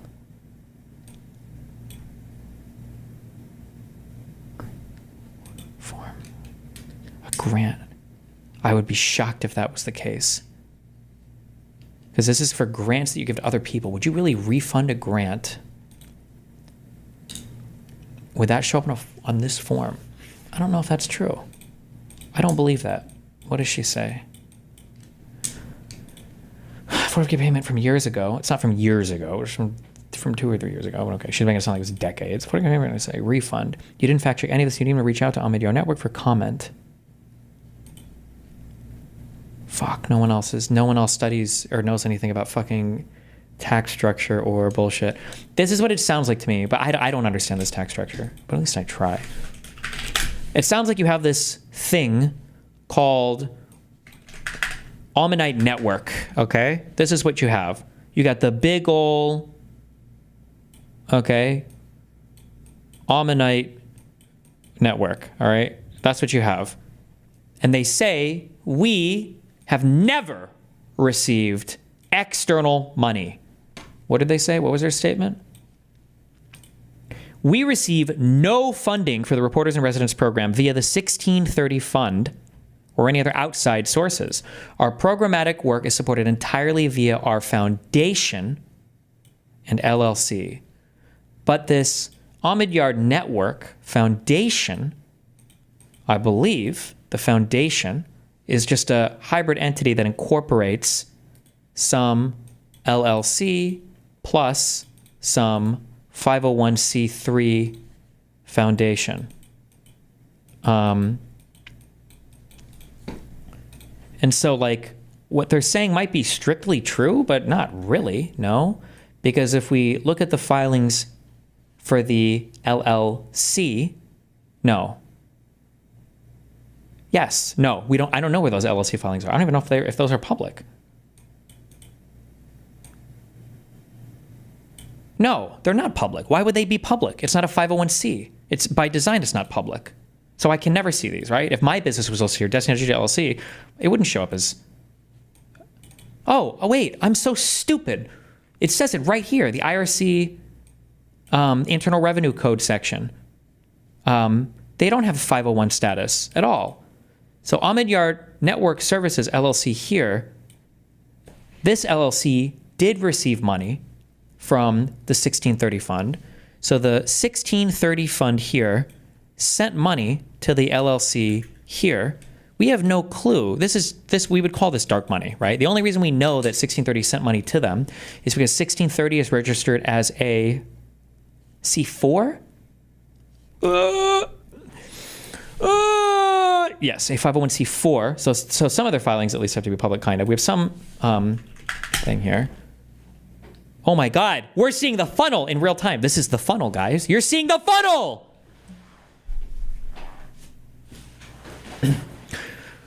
1630 Fund donated money in the form of a grant that appears on their 990, okay? That money was sent to Ahmed Yar Network Services LLC. And the purpose of that grant or assistance, not a loan repayment, was for civil rights, social action, and advocacy. Now, the way that Ahmed Yar Network, this whole org, functions by utilizing a hybrid organization structure or whatever, like they might be able to, I don't know if this, is this an entity? Can somebody tell me, does this entity exist? Is this a federally recognized tax entity? Or are these just two organizations, the LLC and the 501c3 that work together? Because I don't know if this LLC can make donations to their 501c. Well, wait. We should be able to look that up. Hold on. So Ahmed Yar, wait, do I already have that? Yes. Network Fund. Inc. This, okay, so ON Inc. Okay, so this is this. This thing here, this is, oh, no, wait, I'm so sorry. This is the C3. So that's this entity over here. Can their LLC donate to themselves?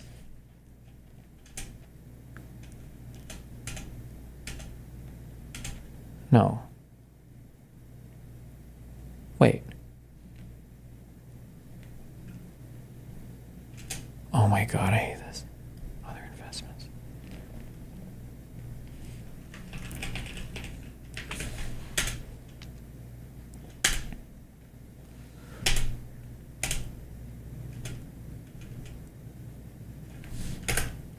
What would I even be looking for? Almanyar Network Services? During 2022, as a subsidiary provided general administrative support staff and paid for professional legal costs on behalf of the foundation. So Almanyar Network Services can pay for things on behalf of the foundation. In addition, other affiliated entities and related parties provided in-kind services related to investment management. The amount of contributed services is valued at $15.4 million. So their LLC, okay, yeah. So their LLC can provide support or services to the 501c3 part, right? This is their 501c3 filing. On the 501c3 filing, they acknowledge that their LLC, so their LLC is this entity that we can see from their filings, has received money, not much, but they did, $45,000. They did receive money from the 1630 fund, and they were able to provide $15 million of support from the LLC to the 501c3, right? That's what happened here. Okay. Form 990-PF, Part 6B, line 1A3. Is that what this is here? Part 6B, line, what does it say?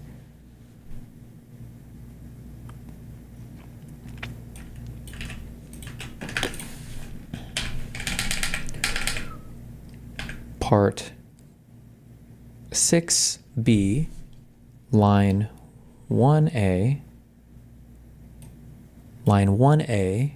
part 3.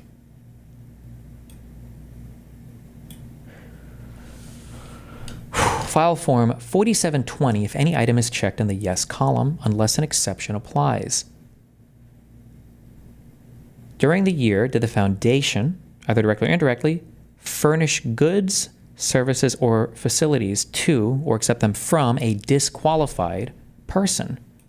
Because this is an LLC, it's not a 501c entity. So that means, can I look up, is there a 4720 filing? Does that have to be public? Form 4720 Investopedia, is that a public filing? Form 4720, return of certain excise taxes on charities and other persons that are charged 21 is intended primarily for use with Form 980-PF and provides for figuring and reporting the initial taxes imposed under sections. Paying the tax and filing Form 4720, requiring your share of the taxable, generally taxable. Is this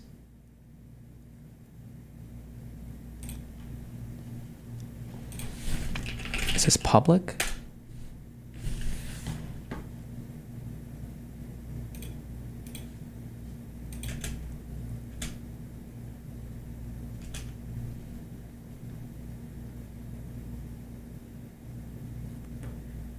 I wonder if this has to be, well, let's look it up. Okay, so this would be at Form 4720 of Almanyar Network.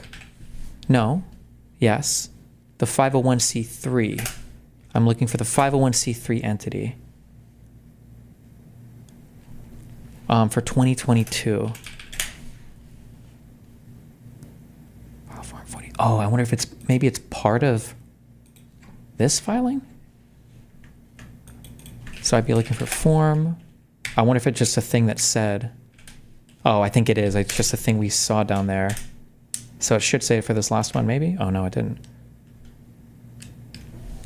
Okay, if an item is checked in the yes column, unless an exception applies. Oh, I wonder if on the bottom, do you think that was an exception? Almanyar network.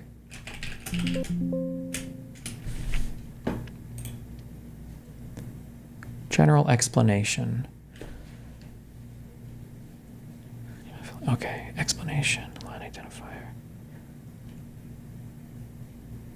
During 20, okay. General administrative addition, other affiliate entities services related to investment management and travel, the amount of contributed. Is this an accepted thing? Are these all exceptions where they feel like they don't have to file the separate thing?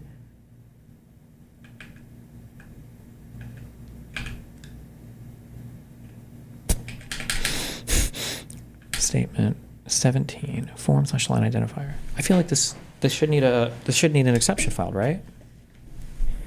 Yes or no? Did you read the explanation thing? Yeah. It's just saying that basically their LLC, if I'm reading it correctly, it's saying their LLC provided about $15.5 million of services to their 501c3. This is their, no, not this.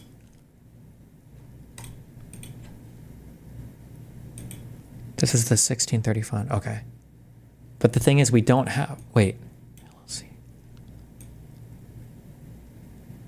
We don't know, there are no public filings for this because it's dark money, that's the point, right? So I'm just curious if, because they received this contribution,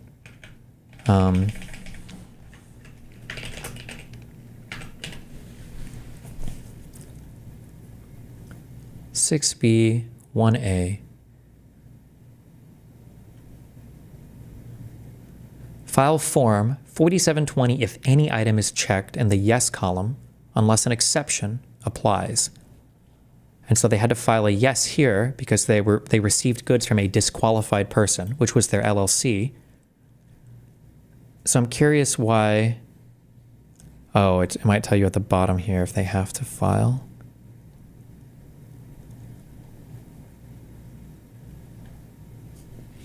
They might be online somewhere. Well, if they have to publicly file, they are absolutely online somewhere. I just don't know if they have to publicly file every form.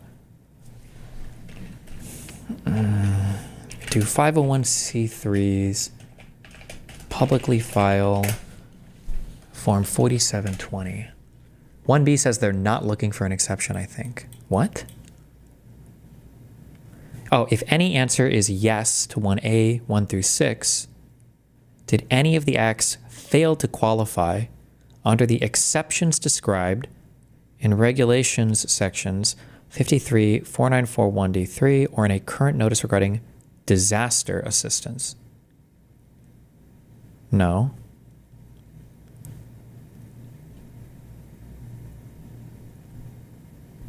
Wait, what does that have to do with anything?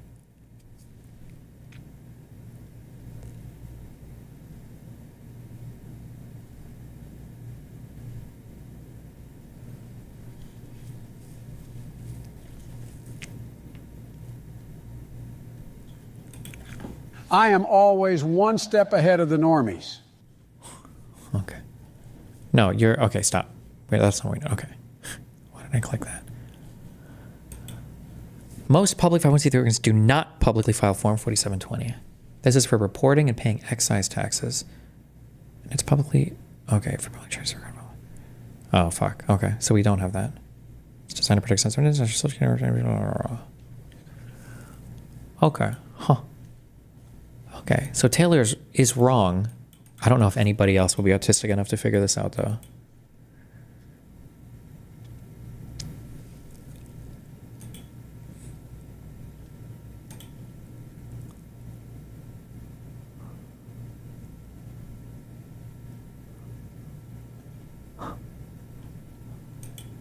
Did anybody, please tell me somebody else is talking about this? Because don't make me do this. She's technically wrong, but not wrong in the general idea. Wrong. She's technically correct, but she's wrong in the general idea. The whole point of these types of entities and to call them quote unquote dark money is to kind of like do stuff like this, right?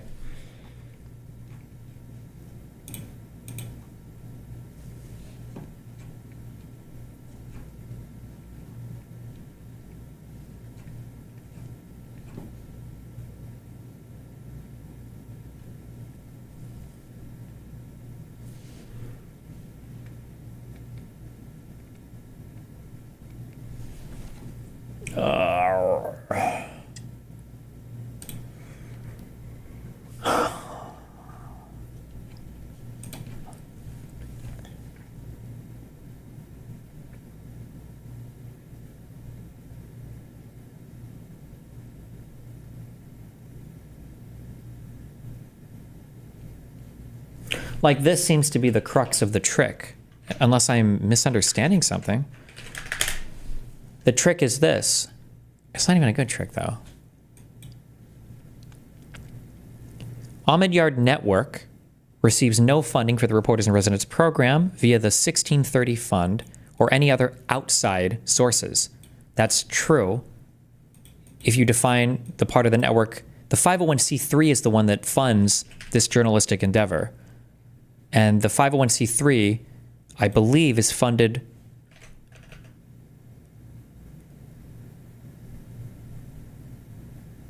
via whatever money they have or whatever, the foundation here, and whatever money their LLC has. The LLC doesn't have to publicly file or disclose because it's just an LLC, right? It has no tax exempt status. But the LLC has received money from 1630, the 1630 fund, but we only know that because the 1630 fund is a 530, what is it? What is a 1630 fund? It's not a C4, is it? It's something else. What is it? Fuck me, I hate this shit.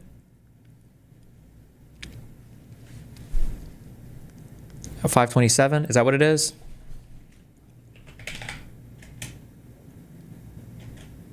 No, it is a 501c4. I'm sorry, it is a 501c4. So because the 1630 fund is a 501c4, we have to see who they send money to. We see that they send money to the LLC. That money, the LLC itself does provide, at the very least, in-kind services to the 501c3. Can I see, wait, why have I not looked for this? Can we not see all of the donations to the 501c3? Is that what we were looking at before?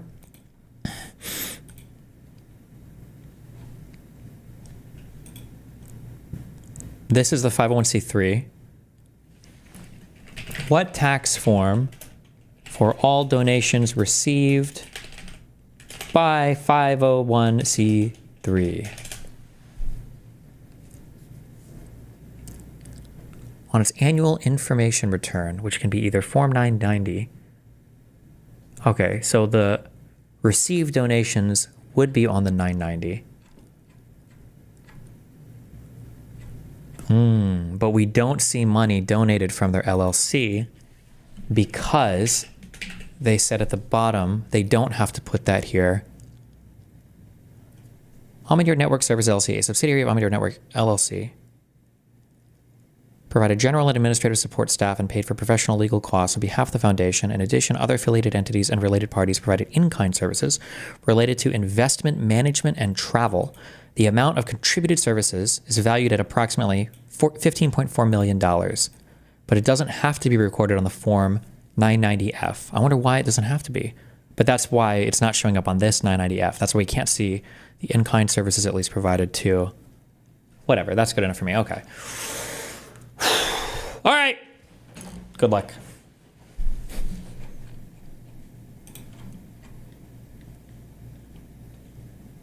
Let's see. Wait, does she have me blocked on Twitter? I think she might. Oh, she doesn't. Oh, that's about to change. All right. Someone correct me if I'm wrong.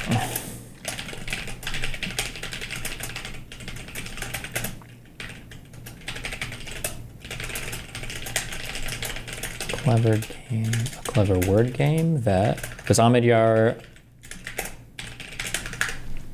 Network have an X account? Sue me, or do they? Is it Ahmed Yard Ventures? Nope.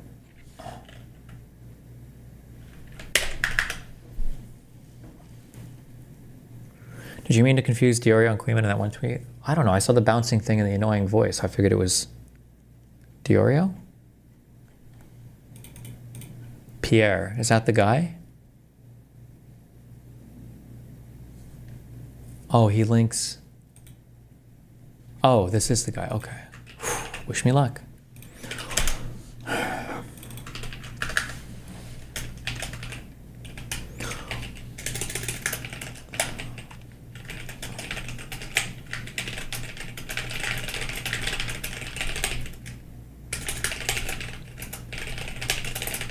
by the 1630, how's this stylized? 1630 fund.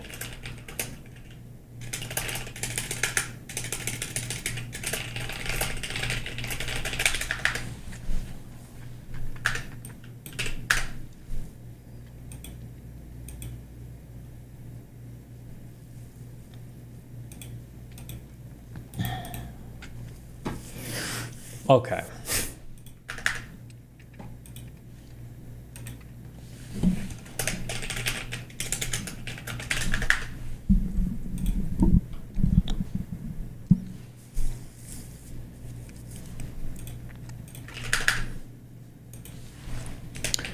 Almond Yard Network. Wait, I've asked this question 20 times. I never wait for an answer. Is there any advantage to doing one tweet and then replying to a tweet with a link instead of just doing a multi-tweet and putting the link in the second tweet? Will you still get deprioritized on your first tweet? Or no?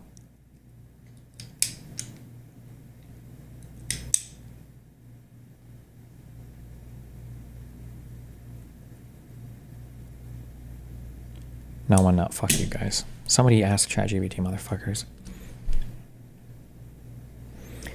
Network.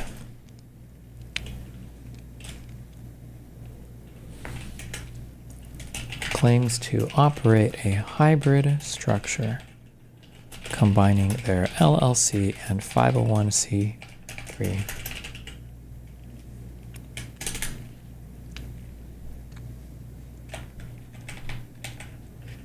Wait.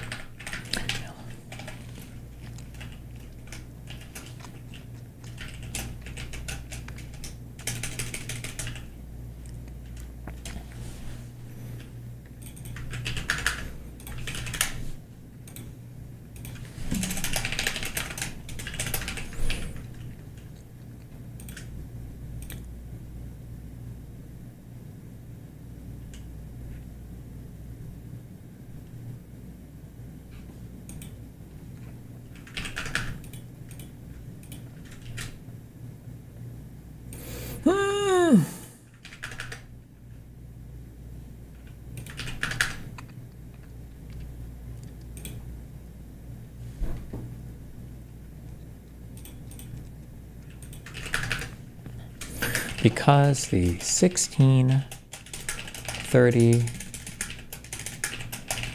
fund is a 501c4, they must disclose on a public Form 990 who they give grants to. In 2022, they gave a grant to Almond Yard Network Services, LLC of $45,024.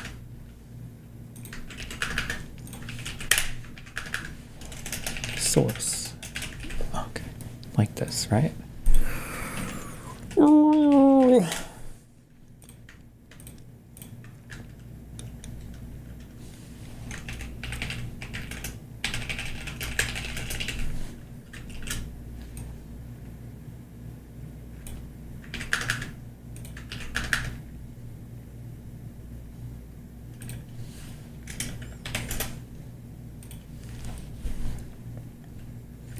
Since Almond Yard Network Services, LLC is just an LLC with no 501 status, we have no public filings available to gain any transparency into this entity, parentheses, dark money,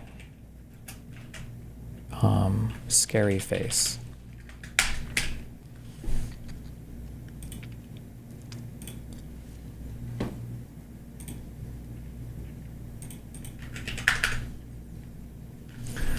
However, since the Almond Yard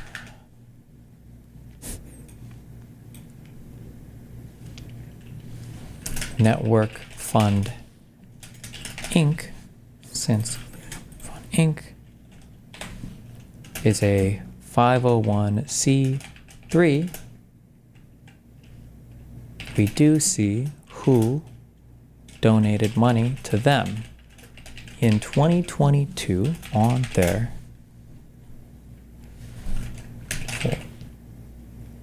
990 PF.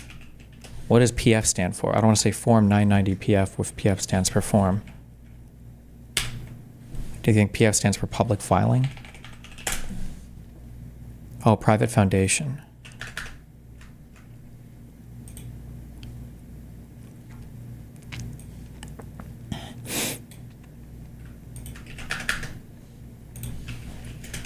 At the bottom of the form, we see that their LLC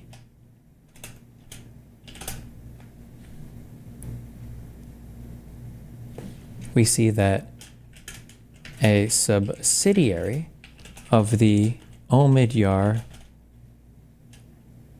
Network LLC. Is that a totally, that's just, oh yeah, never mind. If the Omidyar Network LLC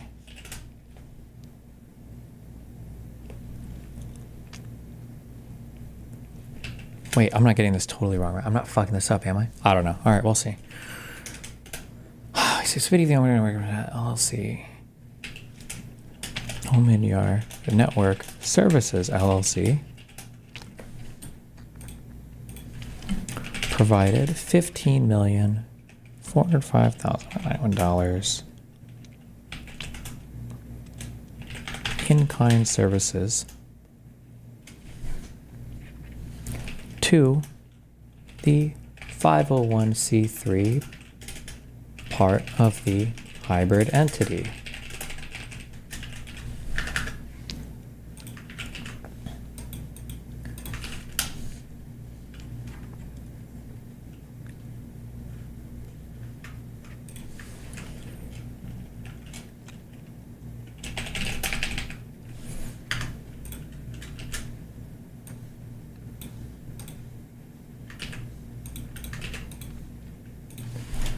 Source.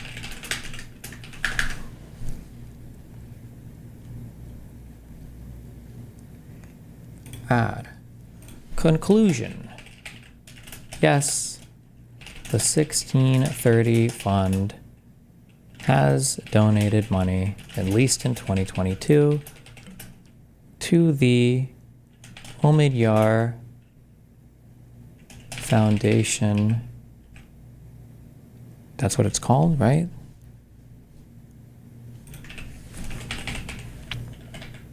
The Omidyar Network?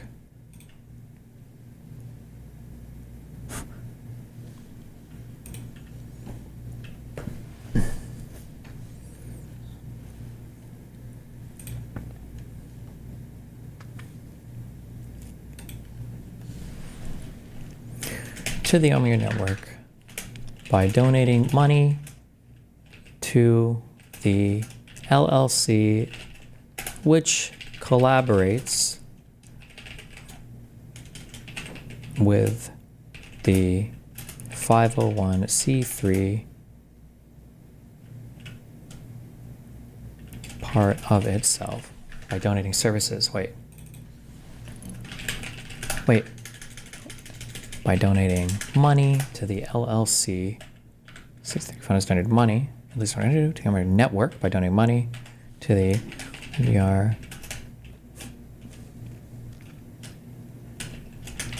Network Services LLC. Just let me see the part of itself. Okay. Is that correct? Correct me if I'm wrong. I'm not knowledgeable on these types of tax entities, but it seems like this is just a clever word game that Pierre or Omidyar Group is playing here to claim that they haven't used money received by the 1630 fund when they essentially have. No, here we go. Spooky dark money time, question mark.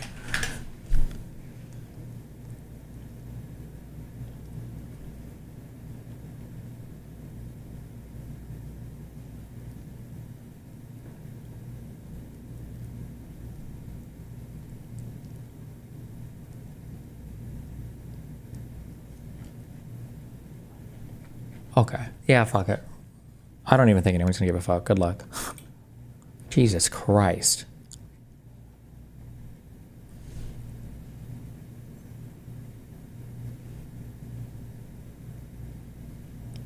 Don't hedge smart. The problem is, like, there might just be something, like maybe one part of these corporate entities is just like totally not related. Well, like, here's my question: is Omidyar network? No, foundation. No, network. This thing. What the fuck is? Nope. No! I don't know what that. Wait, no, wait. That was what I was looking for.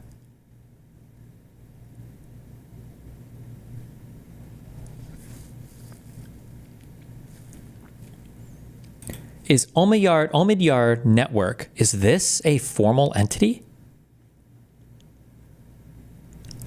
Or is Omidyar Network, is that just the hybrid LLC and 501c3 that was Omidyar Network Services and Omidyar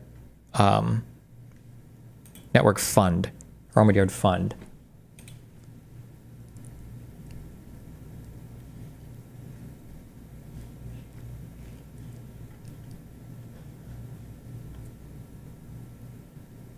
Omidyar Network and Omidyar Fund, or no, Omidyar Network Fund.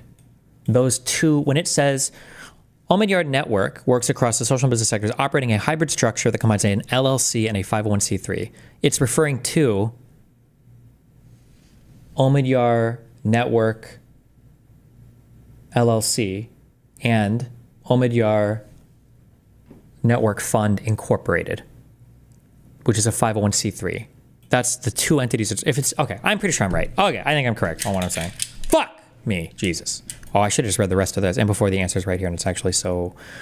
Okay, this Omidyar Network, like this is not. So Omidyar Network does not exist on paper. This is not a formal. This is not a taxed. This is not a taxed entity at all. This is not like a formally recognized federal taxable entity, right? They're just informally referring to these two lower tax entities. That's what this is, right? Fuck, there was like two people, that tax can man and somebody else who do all the tax shit that would have done this. Okay, your network was founded in 2004. Network is supported financially by the Omidyars and is part of the Omidyar Group. What the fuck is that? What is the group? Point of view, contact us. Organizations, what the fuck? Oh, this is just a bunch of things. This is also not a formal entity, right?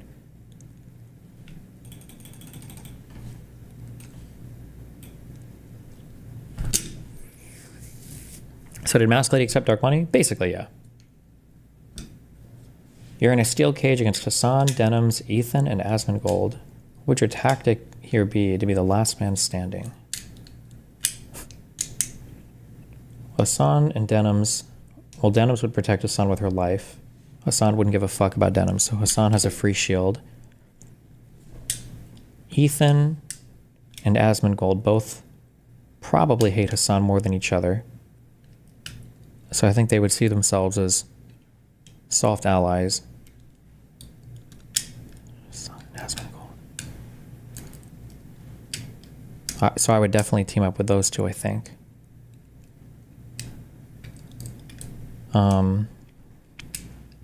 Hassan has a small head advantage. Super hard to knock out.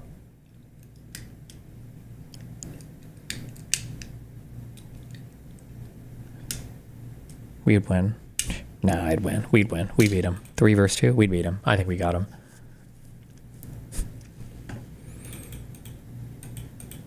Just tell them, Allah Akbar, Inshallah. Is Cena in jail? I miss you guys a little bit. The ones that I like. Alhamdulillah. I will see you soon. Just tell them, Allah. You need access to S&P. They typically have tons of information, corporate structures, relationships, and the public's filings as well. You have to pay for access. What does S&P stand for? Are they the same people that run the mysterious S&P 500? Standard & Poor's? Is that... Am I making that up?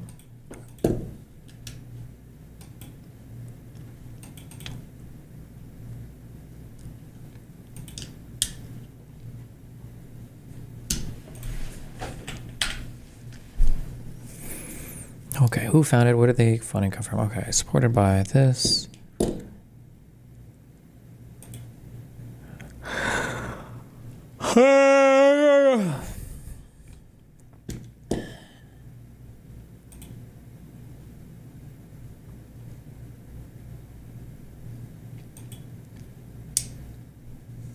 You make grants to nonprofit orgs to fund everything from research to convenings and white papers to general operating support. Our LLC enables us to invest in innovative for-profit startups and in not-for-profits beyond basic charities, such as 501c4 social welfare orgs.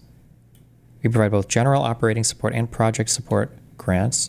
General operating support, also known as core support funding or core operating system, triggered funds support the partner's general operations.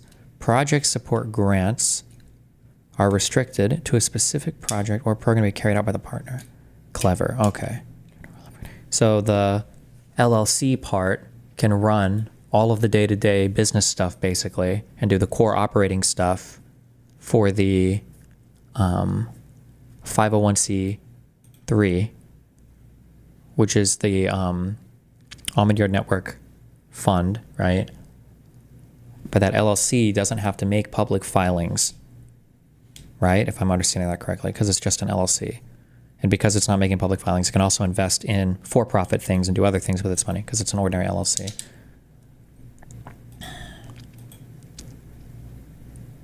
There, that's your dark money part.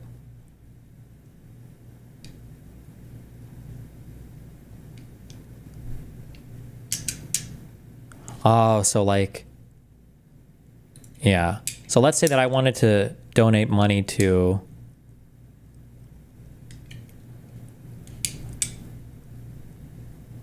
No, that's tricky. That's such a tricky wordplay. I can't have that right. That's such bullshit, no? Because that means that they work with a hybrid LLC and 501c3, and that LLC can make money however it wants. That is the dark money, right? They can do any. They don't have to make any public filings, but they do have to. The 501c3 arm would have to disclose anything that it gets from the LLC, and right now what it gets from the LLC is all the general supportive stuff. But any other money they get through there, yeah.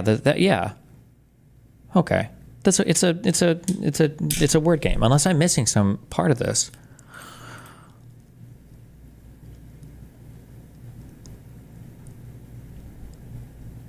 Okay, fuck this, Jesus.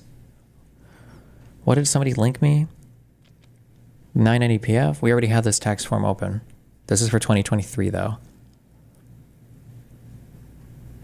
This fund, okay, wait, so for the 2023 filing, at the bottom, if we understood what was going on here, so if we look for part 6B, during the year, did the foundation, either directly or indirectly, accept goods, services, or facilities from a disqualified person? The answer should be yes, and it is yes. And we should be able to scroll to the bottom of the 990 PF. Now, on this 990, we're not going to see that they received any money from their LLC. It's not going to be listed under any of the people donating money. It's not going to be listed. But the reason why is because on the bottom, it's going to say our LLC has provided all of these services essentially in kind, right? Correct. During 2023, Almond Yard Network Services LLC, a subsidiary of Almond Yard Network LLC, this is their LLC, provided general and administrative support staff and paid for what, about $15 million? In addition, other affiliated entities, the amount of contributed services is valued at $14,395,628, and it doesn't have to go on the 998 PF. Okay, that's the meme. Okay. So they can take care of all of their core services and funding. To be fair, it only amounts to, if they do over $1 billion, I don't know how much they do per year, but what did it show up on this?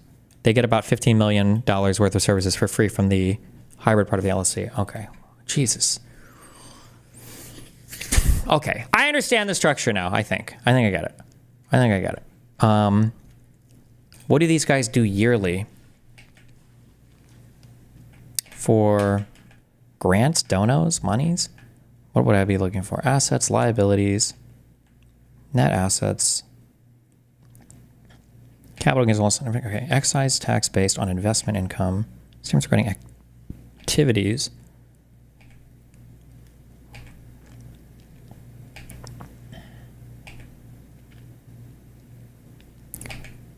Okay, this is just a fund. This 501c3 fund is just a fund. And then these are the grants and contributions paid during the year. Okay. Is there a way where I can see a summary of all the Part 14 grants and contributions paid? So if I do Control F grants, it doesn't. Can I download this fucking form?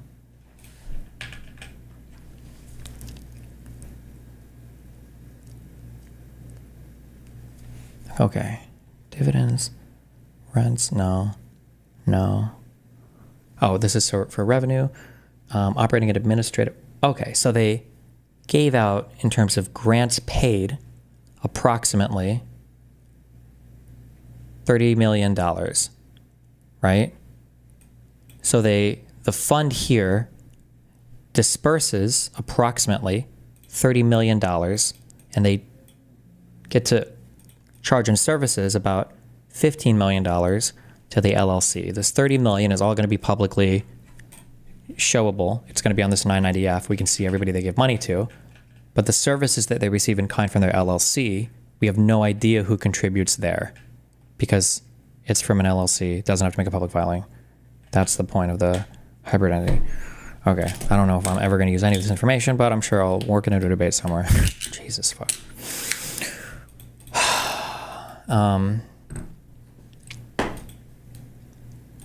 What is this idiot saying?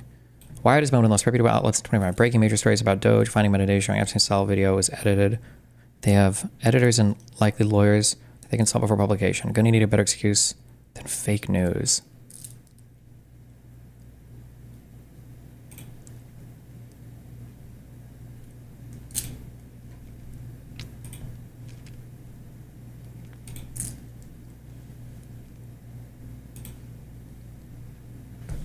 Oh, Emma's of course supporting Taylor because Emma's a fucking also an enemy. This is an enemy.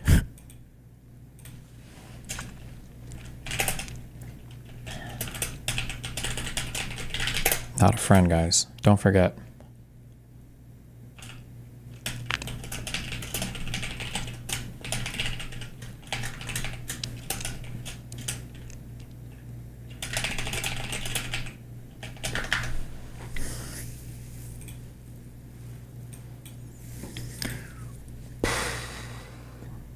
And then almost every single claim in her article was wrong. Basically, all of these claims were lies, unless she has more information to release to substantiate something. Basically, every single part of this article was wrong. What a dog shit publication. I guess maybe Wired doesn't give a fuck about their political pieces. Maybe, well, I don't know. Whatever. It's pretty fucking cringe. If I could get a hold of one of the actual fucking contracts, somebody sent me page 1 yesterday. What the fuck does this say? This is for an amplifier contract. Between Chorus, a Project 1630 Fund, a nonprofit corporation, and into effective date, parties party. Chorus decides to avail itself of the expertise and consulting contractor to advance Chorus social welfare promoting. Now, therefore, contractor and Chorus, for good and valuable consideration, the receipt and sufficiency of which is hereby acknowledged. Scope of services, okay, scope of work. Subject to the terms and conditions set forth in this agreement, contractor will provide the following services in furtherance of the Chorus purpose, the services. Oh, notice how it's in quotes and has a capital S. Well, each contractor will work at their own pace and completing the services. Chorus anticipates the contractor will likely spend approximately 15 hours per week to perform the service, including approximately 5 hours of events and or sessions as described below, approximately 10 hours of asynchronous work on content and platform growth. Promote Chorus policy and educational goals. Contractor is expected to promote Chorus policy and educational goals while creating social media content including but not limited to fostering a fully representative democracy, increasing civic participation, discussing important policy issues, and promoting an understanding of current affairs and respect for the United States institutions of self-government. 2. Participate in messaging and strategy sessions. Contractors shall attend and participate in the types of events described in the subsection. I only have page 1 of this. That you could argue that this is maybe content. I haven't seen anybody posting this contract anywhere though. This person only sent me page 1. Is this the entire thing? This is all I could find on somebody's Instagram video. Fuck.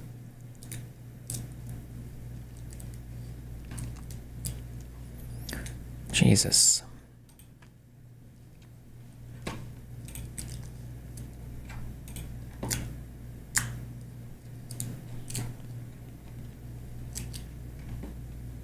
Stalk me. What? 829 is the chorus links. Oh.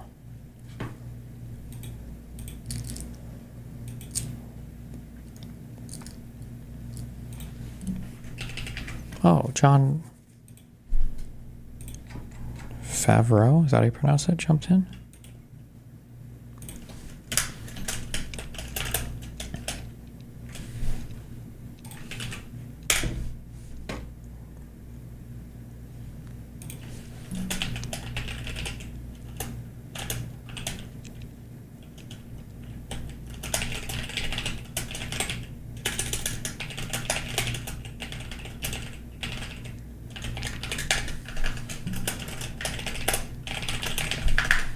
Nice.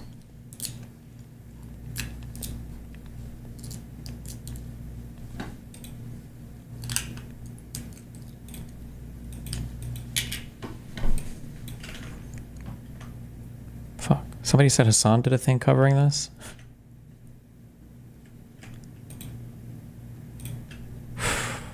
Dark Money Group is secretly funding high-profile Democrat... Oh, God.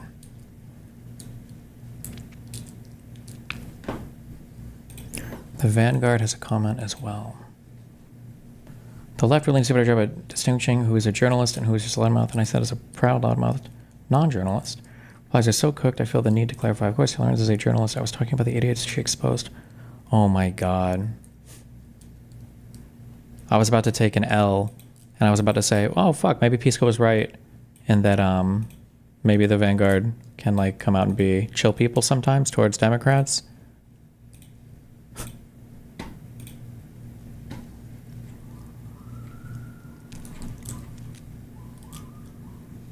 We were going to start off with obviously some drama.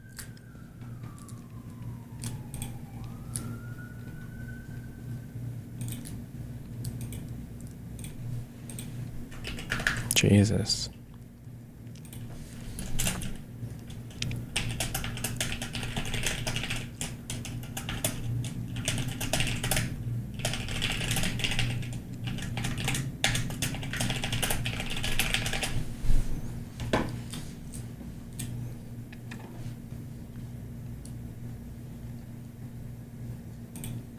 Damn. That's wild.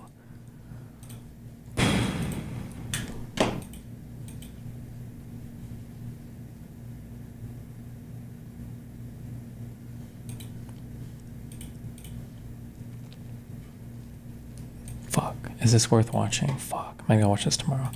Walk off. Someone that's lived there. Far right, yes. It's That's the a far view that I right? reject. So. What the far right? I'm talking about the government and the generals that are in charge of Israel. The Ben-Gvirs, the Smotrich of the world, that's a view They're that I the reject. cabinet. Yes, and I reject them. That's what Hamas is saying they want to do to Israel. I'm sorry? I mean, Hamas murdered thousands of people, so there's no... So what does that mean? That Hamas is a terrorist organization for murdering innocent children and civilians. How many civilians have been killed in this war? The war is a tragedy, but... 90% of them have been... 90% of them have been civilians. They've killed journalists. They've killed journalists. People have been killed in a war. It's been a tragedy. They've killed people waiting for aid. But you're suggesting that it is the policy of the Israeli government to murder civilians, and that is a notion that I reject. You gotta listen, man. You gotta be like a human being about this. People who are dying in the war, which to me is a tragedy, because war is a tragedy. Do you feel in your heart that this is what you're saying is right? Oh my God. If you were... Okay, I can't. It's too cringe for me. I can't do this.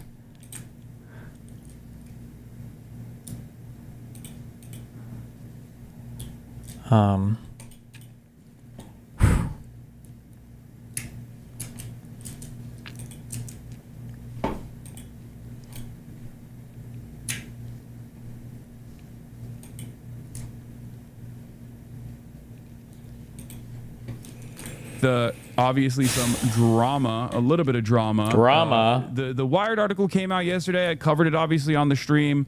It's a big controversy, and in the Wired article, they actually don't even talk about like. Watch my link. I love you, Dan. Unfuck America. That's another like Democrat Party affiliated group that's like getting TikTokers to go all around and do like the Unfuck America tour or whatever. But apparently the person who runs it, who is like super pro Destiny, came after me and said, Hassan the Hun, bitch, please, you're not about to try and out progressive me while you were sitting on your ass streaming. I'm getting progressives elected, stay mad. Oh, FYI, I used to work at TYT. My NDA recently expired. Not sure what that second part means because I haven't worked at TYT for years. I didn't even know this person worked at TYT as well. But this, I think, is a pretty solid response to this argument. My photo op? TYT as well. My photo op was a solid response.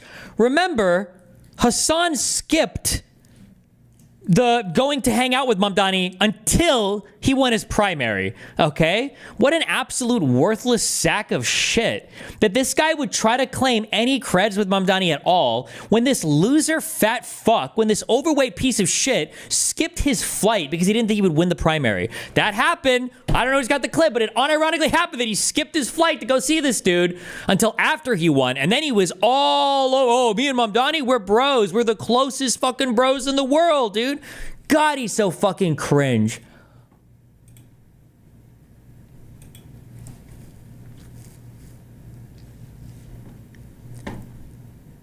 Oh my God, he's so cringe. Fuck me. I didn't specify this enough. Fuck. I was keeping tabs just to make sure we're all... Nothing crazy's going on. Welcome back. I think I talked about this in my stream. That you can look at the holiest place in Judaism. That level, he gets to be... This is the Temple Mount about Judaism that I do not know. Like, why do Christians go there and like Judaism that... Well, here, there's a... This is the one thing about Judaism that I do not know. Like, why do Christians go there and like cry and stuff? I'm gonna be real. It's not much. It's the outside wall of the second temple. This is the Temple Mount, mega holy. I don't know if you realize how insane this statement is. I wish that there were other analogies. This is like somebody saying that they're a lore master about the Legend of Zelda, but then just now figuring out, I don't know why they call him Zelda and the Princess Zelda too. Or like somebody says that their favorite anime is Cowboy Bebop, and they're like, I really like the last scene when Cowboy Bebop kills the bad guy in the end. Or like somebody saying, I really like football, but I don't know why. I don't even know. This is the only thing that Hassan could say where he says he was trolling and I would believe him. How can you not know? Like, I don't think you understand. I'm the biggest... I will forgive any random fuck up or things. I forget things all the time. I forget what the fucking Ukrainian flag looked like. Okay, a few days ago. Listen, people forget stuff. That's fine. I understand that. Random things. But like, if you've studied any conflict resolution, right? Oslo Accords, Camp David, Taba Summit. I wonder if the Clinton parameters mentions Al-Aqsa Mosque and the compound by name. I'm trying to think if it... If you've read anything about the disagreements, it does... oh, no, this was an Arafat's response letter. Like... I need clear answers to many questions relating to calculations of land ratios with annexes swapped and the actual locations of these territories, as well as the base for defining the Wailing Wall, its borders and extensions. Like, this is one of the reasons why East Jerusalem and the annexation of East Jerusalem, Jews will call it the Old City, is so... I don't understand how... I don't know if I properly stress this enough. It is unbelievable. It's just impossible that you've studied the conflict for decades and you don't know what the Western Wall is or what the Wailing Wall is. That's just impossible. I don't know how you wouldn't have heard about it by accident, by following the conflict. I just don't understand. That's impossible to me. Great place to pray. I mean, they're being disrespectful too. Yeah, I find it I'm proud, which is being Christians. I don't know where the original Hassan clip is for this. Sorry, it came up on this again. Crying stuff. He's so wall where the whole in this ancient city in the middle of Jerusalem is the most important place. I love how Ethan uses the Jewish words for everything, which is fine. Everybody has their own descriptors for things. Like, I don't think, somebody can tell me if I'm wrong, they don't, Arabs won't call it, or Muslims, they won't call it the Temple Mount. I think they just call it the Al-Aqsa Mosque compound, which I think is technically a smaller area because they don't believe a temple was there, or stuff like that. But him not knowing this is I can't. I'm down. He would never tolerate that you getting your. Okay, And then in his ignorance, he said, "Fuck, I don't remember what his video was." Oh my god! And then they go through the map game.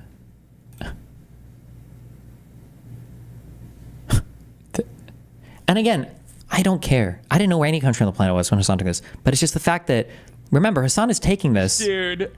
not knowing. Close the cookies. Oh yeah. Not knowing. I'm closing it.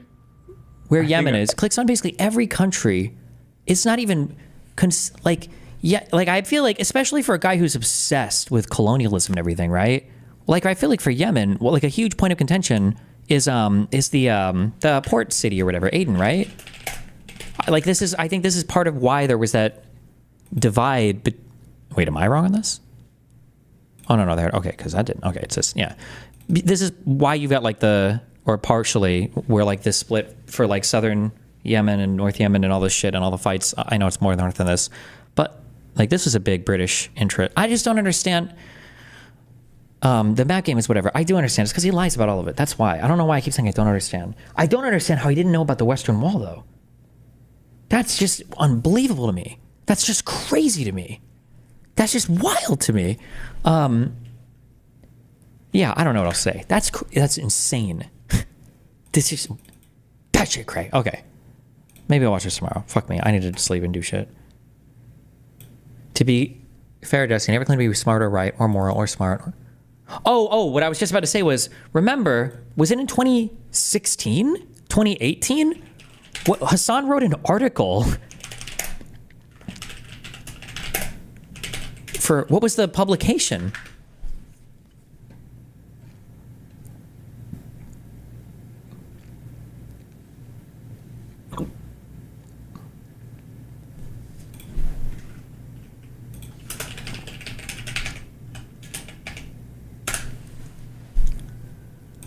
Why did this fucking retarded. Donald Trump's sexual assault accusations. At 3 radars complicate matters, the Houthis have denied they fired the missiles targeting the U.S. warship. Like, who's writing the script for him to be giving explanation videos on Middle Eastern conflict 8 years ago? The map was on the fucking screen! The map was on the fucking screen!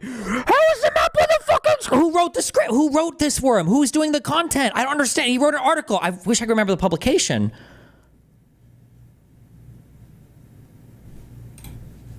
And then not know any of the... Oh, was it HuffPo? It might be here.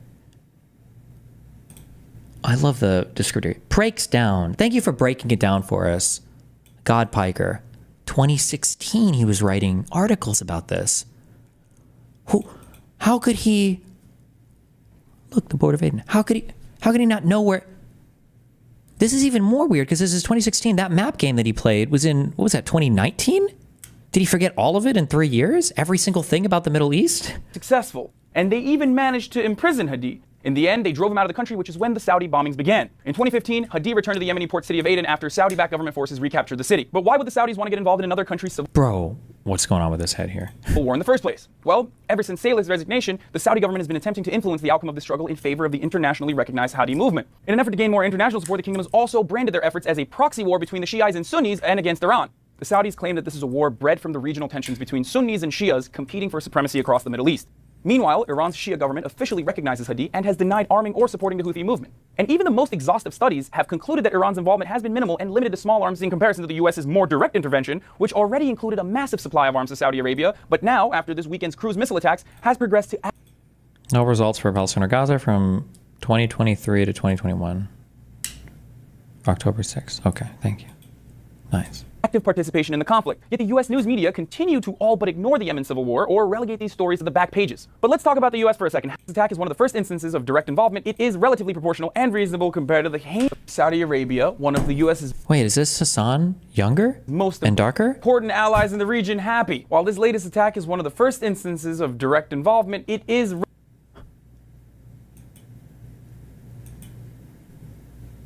It's AI Hassan. proportional and reasonable compared to the heinous war crimes committed by Saudi forces that the US happily turns a blind eye to. Oh, also the US has been steadily bombing positions Al-Qaeda has held in parts of Yemen for some time now. But both ACAP and ISIS has increased its influence over certain parts of the country as a result of the power vacuum in Yemen. So our plan is backfiring tremendously. Like ISIS or anybody. People talk about how like Afghanistan is like the fucking Vietnam or whatever of the Middle East, wherever it goes there. Bro, Afghanistan is like the fucking Yemen of the middle, or Yemen is the Afghanistan.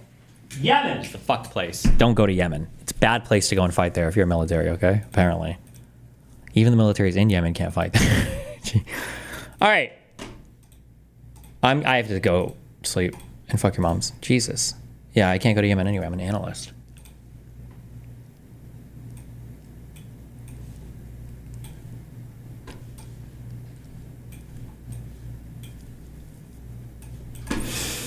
All right, I'll be back tomorrow. Be here. Don't die.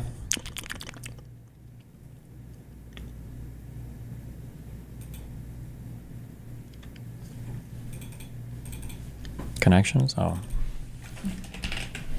We'll connect.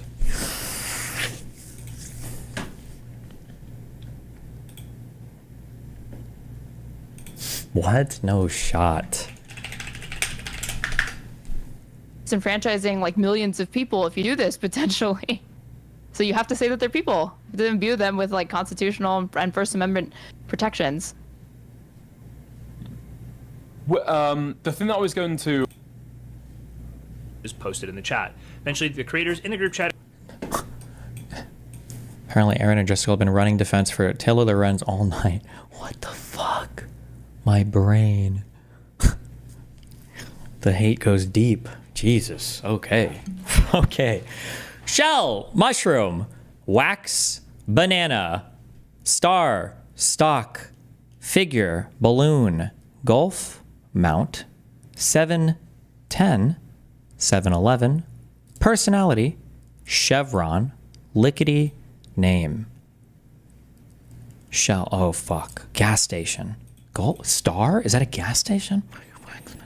Okay, Shell, 7-Eleven, Chevron, and Star Golf. It's one of these two, maybe? Oh my god. Golf? Okay. I don't know if I've heard of golf before. Whatever. Okay.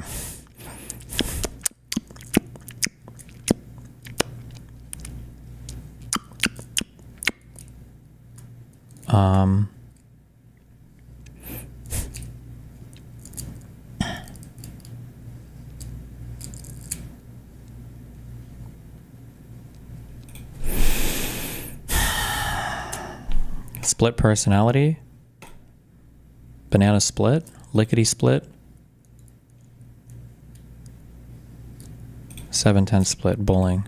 For the bowling kids. No! Stock split. Okay. Personality, figure,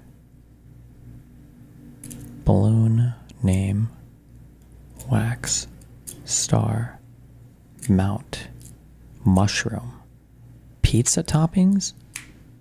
No. Wax.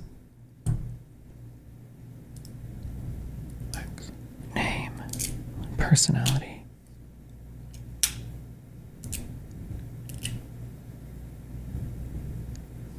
Balloon. Balloon? Hot air balloon? Hot balloon? Hot wax? It's not going to be another name thing, right? Name. Personality. Star. Big names. Big identities? Famous persons. Mushroom, mount, balloon, and wax. A balloon figure, a wax figure, a mushroom figure? I have no idea. Increase. Wax and wane? I've never, okay, I guess, whatever. Balloon, mount, mushroom, and wax. Jesus. Balloon, Mount? Increasing. Mounting. Oh, whatever. Fuck this. Trump might be dying. Trump has no public event scheduled all weekend. Don't believe he was seen today either. Not seen yesterday either. White House poll reporter says the poll did not see the president today. Wait. Hello?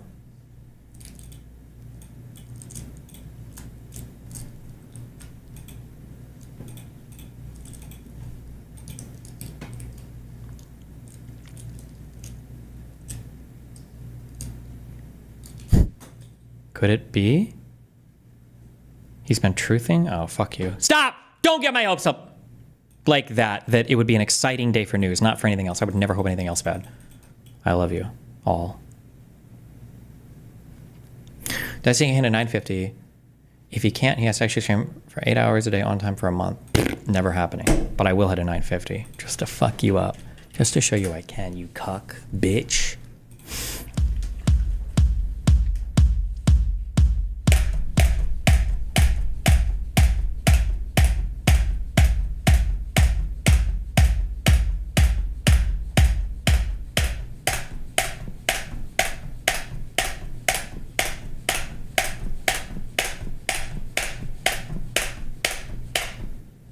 Fuck you.